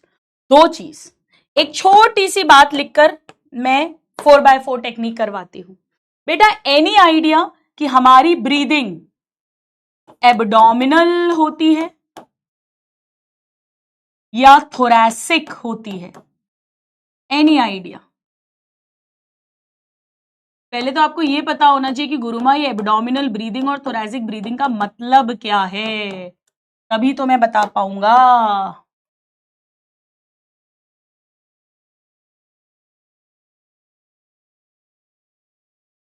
ये आउट ऑफ एनसीईआरटी है, बट इस पर पहले क्वेश्चंस पूछे जाते थे। आओ आपको समझाती हूं। स्टूडेंट्स ध्यान से सुनना, जब डायफ्राम कॉन्ट्रैक्ट करेगा तो डायफ्राम के ऊपर थोरैसिक कैविटी है, नीचे एब्डोमिनल कैविटी। तो जब डायफ्राम कॉन्ट्रैक्ट करेगा पेट बाहर आएगा। याद है मैंने यही कहा था कि अगर हम सांस अंदर लेते हैं तो हमारा पेट बाहर आना चाहिए, एब्डोमेन आउट होना चाहिए, क्योंकि डायफ्राम कॉन्ट्रैक्ट करता है तो स्टमक को पुश करेगा, एब्डोमेन को पुश करेगा। तो जब हमने सांस अंदर ली, डायफ्राम कॉन्ट्रैक्ट कर रहा है तो एब्डोमेन शुड कम आउट, ठीक है। और जब एक्सटर्नल इंटरकॉस्टल मसल कॉन्ट्रैक्ट करेगी उसके कारण जो चेस्ट एरिया है यानी sternum ribs up and out होती हैं, ये थोरैक्स एरिया में हो रहा है। तो एक्चुअली हमारे में दोनों चीज होती है, पर डायफ्राम मेन मसल है। मेजर कंट्रीब्यूशन डायफ्राम का होता है कॉन्ट्रैक्शन करके इनहेल करवाने में। इसीलिए हमारी ब्रीदिंग को एब्डोमिनल ब्रीदिंग बोलते हैं, क्योंकि डायफ्राम कॉन्ट्रैक्ट करने से एब्डोमेन अप एंड डाउन होता है डायफ्राम के कॉन्ट्रैक्शन रिलैक्सेशन से। लेकिन जो प्रेग्नेंट लेडी होती है, प्रेग्नेंट लेडी में बेटा यूट्रस यहां तक आ जाता है। जब 24 हफ्ते की प्रेगनेंसी होती है यानी 6 महीने, एक महीने में 4 हफ्ते, तो 24 वीक्स मतलब 6 मंथ्स की प्रेगनेंसी, तो अम्बिलिकस तक जो नाभि है वहां तक यूट्रस आ जाता है। वैसे यूट्रस थाइस के बीच पेल्विक एरिया में बच्चादानी जिसमें फीटस एम्ब्रियो ग्रो कर रहा है, और 9th मंथ तक आते आते यहां तक आ जाता है। तो बेटा डायफ्राम ऊपर कंप्रेस हो जाता है, तो डायफ्राम को बेचारे को जगह ही नहीं मिलती कॉन्ट्रैक्ट रिलैक्स करने की ढंग से। और यही कारण है कि प्रेगनेंसी में सांस लेने में तकलीफ होती है, ब्रीदिंग में प्रॉब्लम्स होती है, 2-2 3-3 तकिए लगा के सोना पड़ता है, लेटने पे तो बिल्कुल ही सांस नहीं आती है, बहुत दिक्कत होती है मदर को।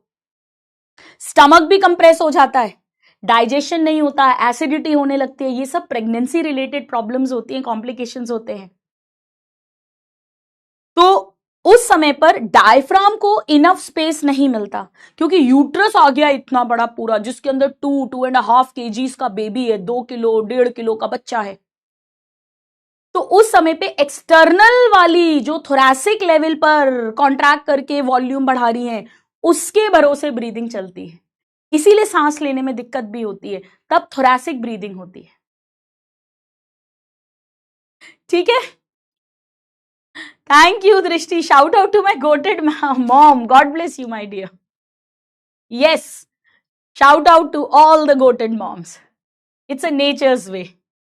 चलिए आइए कहानी को आगे बढ़ाते हैं। यानी एब्डोमिनल मतलब जहां डायफ्राम मेन मसल होगा इनहेलेशन एक्सहेलेशन का, थोरैसिक मतलब जहां इंटरकॉस्टल वाली मसल्स का रोल ज्यादा आ जाएगा। चलो तो इसको तो मैं यहीं फिनिश करती हूं, मैं आपको 4x4 टेक्निक बता देती हूँ क्विकली एक बार। आज ही मेरे पास 2-3 मैसेजेस आए बच्चों के जिन्होंने इम्यूनिटी बूस्टर ली, और एक स्टूडेंट ने तो लिखा कि मैम मेरे पास कल ही डिलीवर हुई और मैंने कल उससे पूरा cell the unit of life revise भी कर लिया। तो बहुत बहुत खुशी होती है जब स्टूडेंट्स इस तरह के फीडबैक्स देते हैं। तो अगर आपको हेल्प करे तो आप भी 11th और 12th की पीडब्ल्यू स्टोर या अमेजॉन या फ्लिपकार्ट से ऑर्डर कर सकते हैं। चलो आ जाओ, तो आ जाओ बेटा 4x4 टेक्निक नेक्स्ट क्लास में कराऊं, है अपने पास टाइम, करा देती हूँ। चलो 4x4 टेक्निक।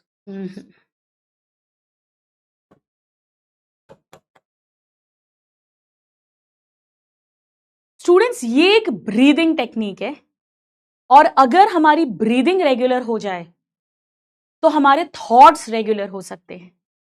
जैसे जब बहुत स्ट्रेस बहुत टेंशन होता है तो हमारी सांस फूलने लगती है, हमारी ब्रीदिंग भी इरेगुलर हो जाती है। तो हमारा जो थॉट्स हैं वो ब्रीदिंग से इंटरकनेक्टेड है। अगर थॉट्स रेगुलेट होंगे तो मेमोरी, कंसंट्रेशन, हैप्पीनेस, पॉजिटिविटी, ये सब कुछ सही रहता है। तो 4x4 टेक्निक एक ब्रीदिंग टेक्निक है जिससे हमारी ब्रीदिंग रेगुलर रहेगी, जिसके कारण हमारे थॉट्स रेगुलराइज रहेंगे, कंट्रोल्ड रहेंगे, और उसके कारण से पॉजिटिविटी, मेमोरी, कंसंट्रेशन, ये सब कुछ बैलेंस में रहेगा। इवन स्लीप साइकिल के लिए आप मेरे कहने पर इस टेक्निक को 7 डेज रेगुलर करिए, मॉर्निंग इवनिंग 5-5 मिनट केवल। 7 दिन के बाद मुझे बताना, अगर नींद ज्यादा आती थी तो कम हो जाएगी, कम आती थी तो ज्यादा होके बैलेंस हो जाएगी। कंसंट्रेशन, मेमोरी, पॉजिटिविटी, लगातार थॉट्स बने रहना, दिमाग हैवी रहना, नींद ठीक से नहीं आना, ये सारी प्रॉब्लम्स का वन शॉट सॉल्यूशन है। रिजल्ट सेलिब्रेशन पर बहुत सारे स्टूडेंट्स ने मेरे साथ ये शेयर किया, इवन जेई के बहुत सारे बच्चे जो मुझसे वैसे नहीं पढ़ते हैं, मैथ्स वाले हैं, वो भी इस टेक्निक को फॉलो करते हैं, मुझसे आकर मिलते हैं गुरुमा कह के। इसमें हमें करना क्या है पहले समझ लीजिए, फिर मैं इसका रियल एग्जाम्पल क्लास में अभी आपको करके दिखाती हूं ये कितनी इफेक्टिव है। बेटा सुनो मेरी बात ध्यान से, विचार बहुत आते हैं, प्रोक्रास्टिनेशन, इन सब का वन शॉट सॉल्यूशन मैं पर्सनली भी करती हूं। सांस अंदर लेंगे जितनी देर, उतनी देर रोकेंगे, उतनी देर एक्सेल छोड़ेंगे, उतनी देर वापस रोकेंगे, होल्ड करेंगे। सपोज करो मैंने 4 की काउंटिंग में किया, 4 की काउंटिंग में, ठीक है, 1 2 3 4 इनहेल, 1 2 3 4 होल्ड, 1 2 3 4 एक्सेल, 1 2 3 4 होल्ड, फिर 1 2 3 4 इनहेल, 1 2 3 4 होल्ड, 1 2 3 4 एक्सेल, 1 2 3 4 होल्ड। ये काउंटिंग सबकी अलग अलग हो सकती है, कंफर्टेबली जो काउंटिंग हो, कंफर्टेबली। अगर आप 5 काउंटिंग तक सांस ले सकते हो तो ये सब 5-5-5 हो जाएगा। 1 2 3 4 5, 1 2 3 4 5, 1 2 3 4 5, 1 2 3 4 5, 4 5 6 तक ही करना है इसको, बहुत ज्यादा गहरी डीप ब्रीदिंग नहीं करनी है। अब मैं क्या करवाऊंगी, मैं आपको पहले आपके पीक इमोशंस में लेके जाऊंगी, खतरनाक थॉट्स में लेके जाऊंगी, आपका दिमाग एकदम तंग हो जाएगा, परेशान हो जाएगा, और फिर मैं आपसे कहूंगी इस टेक्निक को करना शुरू करिए। जैसे ही मैं बोलूंगी इस टेक्निक को करना शुरू करिए, उस समय पर आप सांस अंदर लेना, रोकना, छोड़ना, रोकना, अंदर लेना, रोकना, छोड़ना, रोकना, ये करेंगे। एक बार सब लोग कंफर्टेबली लेकर देखो कितनी सांस ली जा रही है, बताइए। 4 की काउंटिंग तक कर पा रहे हो या 5 की काउंटिंग तक या 6 की काउंटिंग तक, बताइए। अस्थमा वाले भी कर सकते हैं, एकदम नॉर्मल सांस लेनी है, नॉर्मल, हैवी नहीं बेटा। ये काउंटिंग 3 भी हो सकती है, पर अगर 3 होगी तो 3 3 3 3 इक्वल होगी। चलिए आइए, अब मैं आपको इसका रिजल्ट, इसका इफेक्ट क्लास में लाइव डेमो के साथ बताती हूं। सब लोग अपनी आईज क्लोज कर लीजिए, जो जहां बैठा है अपनी आंखें बंद कर लीजिए। मैं थोड़ी देर के लिए आपकी चैट्स ऑफ कर रही हूं। जिस स्टूडेंट को जाना है वो चला जाए क्लास से, जो सीरियस है, करना चाहता है, वो यहां रुके। अब आप अपनी आंखें बंद करिए, पीठ सीधी कर लो बेटा, पीठ सीधी करके बैठ जाओ।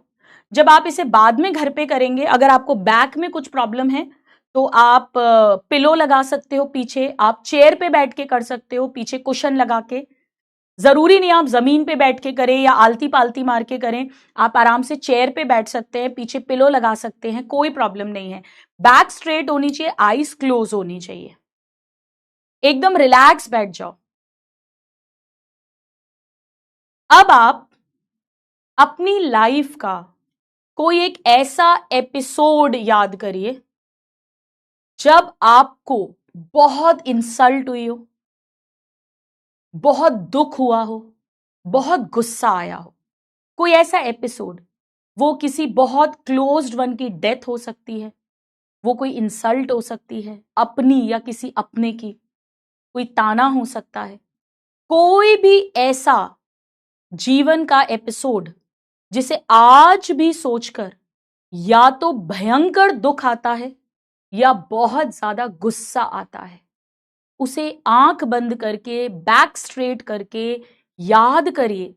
इतना याद करिए, इतना डूबिए उस अवस्था में, उस स्टेट में, कि वो गुस्सा या वो दुख फिर से चरम पर, पीक पर आ जाए।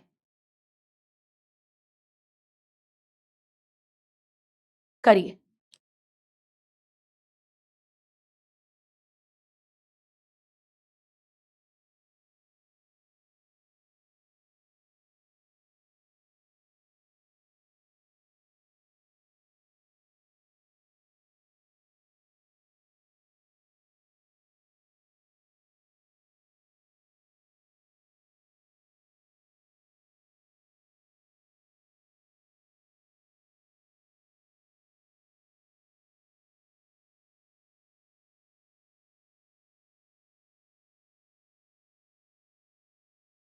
जब आप उस इमोशन में पूरी तरह से डूब जाएं, वो गुस्सा या दुख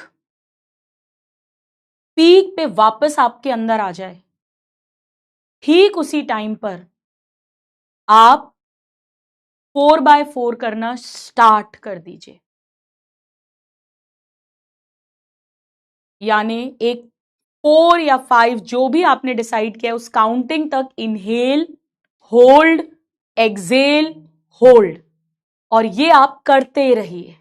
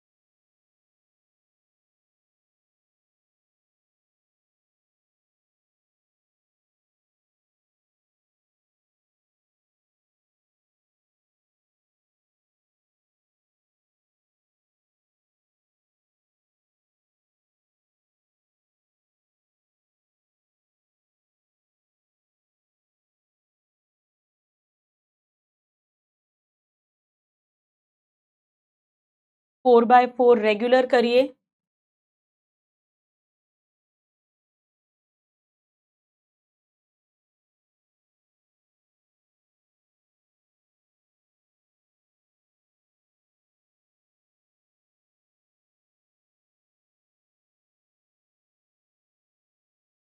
अब धीरे से अपनी आईज ओपन करिए।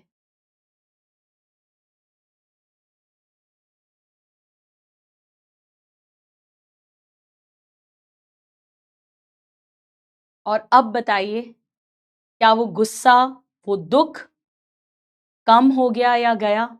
क्या फील हुआ बताइए। एक ने तो लिखा है, रजीफा ने इट्स मैजिक, शक्ति ने लिखा है फीलिंग काम, वाओ, फीलिंग काम, आई क्राइड, मुझे गुस्सा आया ही नहीं फिर, बहुत बढ़िया। फीलिंग काम, I also cried, wow ma'am, it's really awesome, मजा आ गया, wow, very useful, better feeling, fresh, relaxed, नींद आ गई, थोड़ा कम हो गया, फीलिंग काम, मजा आ गया, वाओ मैम, सुकून, magic, feeling lighter, calmness, fresh feel हो गया, I cried, relaxed, it's very calm, feeling काम, मैम तुसी ग्रेट हो, वाओ, पीस, फीलिंग काम, मैजिक, काम। आपको मालूम है आपको ये करते हुए कितना टाइम हुआ है? Hardly 50 second, hardly 50 seconds. Hardly इसलिए बोल रही हूं क्योंकि जब मैंने कहा था 4x4 करना शुरू करिए, हो सकता है कुछ स्टूडेंट्स ने उसके थोड़ा सा बाद में भी किया हो, तब से लेके जब मैंने आपको बोला नाउ ओपन योर आईज, तब केवल 50 सेकेंड्स हुए। मेरे प्यारे नादान परिंदों, एक एक्सट्रीम इमोशन पे आप थे और 50 सेकेंड्स के अंदर अंदर आप कह रहे हैं feeling calm, relaxed, peace, magic, wow. 50 seconds के अंदर एक पीक इमोशन से आप इस स्टेट पर आ गए, और नॉर्मली तो हम पीक इमोशंस में रहते भी नहीं हैं। ये पीक इमोशन आपको हमेशा नहीं याद करना, ये मुझे इसका इफेक्ट शो करना था क्लास के अंदर, ताकि आपको इस पे ट्रस्ट हो और आप इसे करें। एक पीक इमोशंस 50 सेकेंड के अंदर अंदर अगर कंट्रोल्ड हो सकता है, हमें कामनेस, पीस, रिलैक्स, नींद आना, स्टेबिलिटी दे सकता है, तो सोचिए अगर हम नॉर्मल लाइफ में इसे रेगुलरली करेंगे तो कितना जबरदस्त इफेक्ट आएगा। अब आपको डेली इसे 5 मिनट अलार्म टाइमर लगाकर, 5 सेकेंड नहीं 5 मिनट टाइमर लगा के करना है। एक बार रात को सोने के पहले जरूर जरूर जरूर जरूर करिए, इतनी प्यारी नींद आएगी, करते करते सो जाइएगा उसके बाद। और टाइमर लगाना नहीं तो 1-2 मिनट में ही लुढ़क जाओगे। और 5 मिनट सुबह उठने के बाद करिए। और अगर मेरी माने आप, तो जब आपकी क्लासेस खत्म होती हैं 3 बजे बेटा, उसके बाद आप थोड़ा रेस्ट करते होगे, उस समय भी 5 मिनट्स पहले 4x4 टेक्निक कर लो और उसके बाद आप सो जाओ, या जो भी आप फ्रेश होते हो, रिलैक्स होते हो, वो कर लो। कभी भी दिन में बेटा 2 मिनट, 3 मिनट, 5 मिनट, तो मैं टाइमर लगा के बोल रही हूं, रेगुलरली इसको करिए।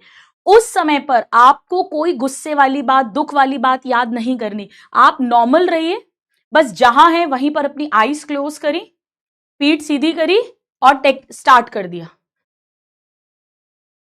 इसमें एक चीज होगी, बहुत विचार आएंगे, क्योंकि हमें आदत है कहीं ना कहीं अपने माइंड को इन्वॉल्व रखने की, या तो पढ़ाई में, या मोबाइल में, या टीवी में, या गाने में, या कुछ बुक रीडिंग में, कहीं ना कहीं माइंड इन्वॉल्व रहता है। और एकदम से माइंड खाली हो रहा है, उसको आप कोई काम नहीं दे रहे हैं, तो एकदम से विचारों की बाढ़ आएगी।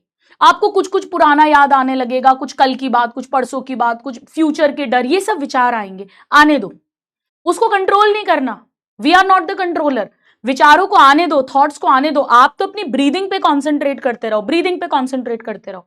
आप देखना धीरे धीरे धीरे धीरे वो विचार आने कम हो जाएंगे। और जैसे जैसे विचार कम होंगे, वैसे वैसे एनर्जी का लॉस कम होगा, वैसे वैसे आपके अंदर एनर्जी कंटेन्ड रहेगी। आपके आसपास एक बांध, एक डैम बना लेंगे आप, और वो एनर्जी जो है वो आपको positivity, happiness, concentration, memory, regular sleep, सब कुछ दे देगी। सही डायरेक्शन में रहना, डिस्ट्रैक्शंस को ओवरकम करना, वीकनेस को ओवरकम करना, डिटर्मिनेशन, कंसिस्टेंसी, सब कुछ दे देगी। अल्टीमेटली एनर्जी ही तो मोटर है, पावर है बिहाइंड एवरी वर्क। हम पागल किसे कहते हैं? कहते हैं ना वो बड़बड़ाता रहता है। बड़बड़ाता मतलब उसके बहुत विचार है। जितने ज्यादा विचार होंगे उतनी एनर्जी का लॉस होगा।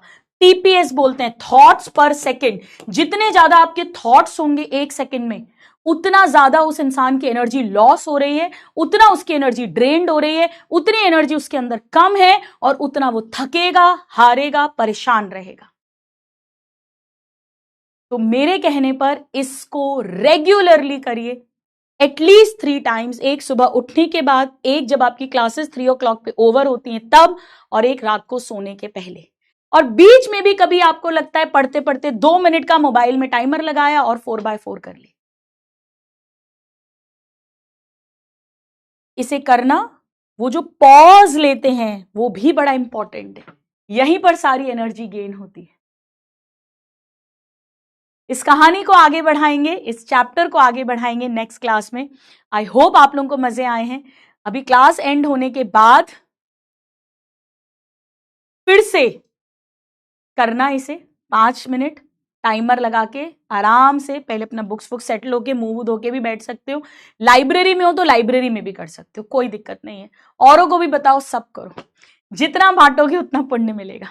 God bless you all my प्यारे प्यारे नादान परिंदों।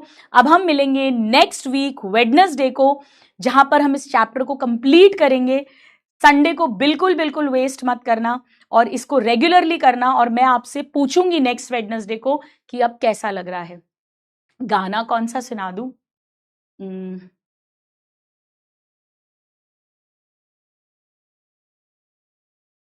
Happy Independence Day to you all too. Very very happy Independence Day. ईश्वर करे कि आपका मन भी इन गलत, उल्टे सीधे, बेबुनियाद, ढेर सारे विचारों से आजाद हो जाए। That would be our best freedom. कौन सा गाना? हाँ चलो चलो, अच्छा गाना बताया, ये गा देती हूं मैं। बिल्कुल, ये तो मुझे पसंद भी है। अजीब दास्तां है ये, कहाँ शुरू कहाँ खत्म, ये मंजिलें हैं कौन सी, ना वो समझ सके ना हम। अजीब दास्तां है ये, किसी का प्यार लेके तुम नया जहां बसाओगे, किसी का प्यार लेके तुम नया जहां बसाओगे। ये शाम जब भी आएगी तुम हमको याद आओगे। अजीब दास्तां है ये, कहाँ शुरू कहाँ खत्म। ये मंजिलें हैं कौन सी, न वो समझ सके न हम। मुबारक हो तुम्हें कि तुम किसी के नूर हो गए। मुबारक है तुम्हें कि तुम किसी के नूर हो गए। किसी के इतने पास हो कि सबसे दूर हो गए। अजीब दास्तां है ये, कहाँ शुरू कहाँ खत्म। ये मंजिलें हैं कौन सी, न वो समझ सके न हम।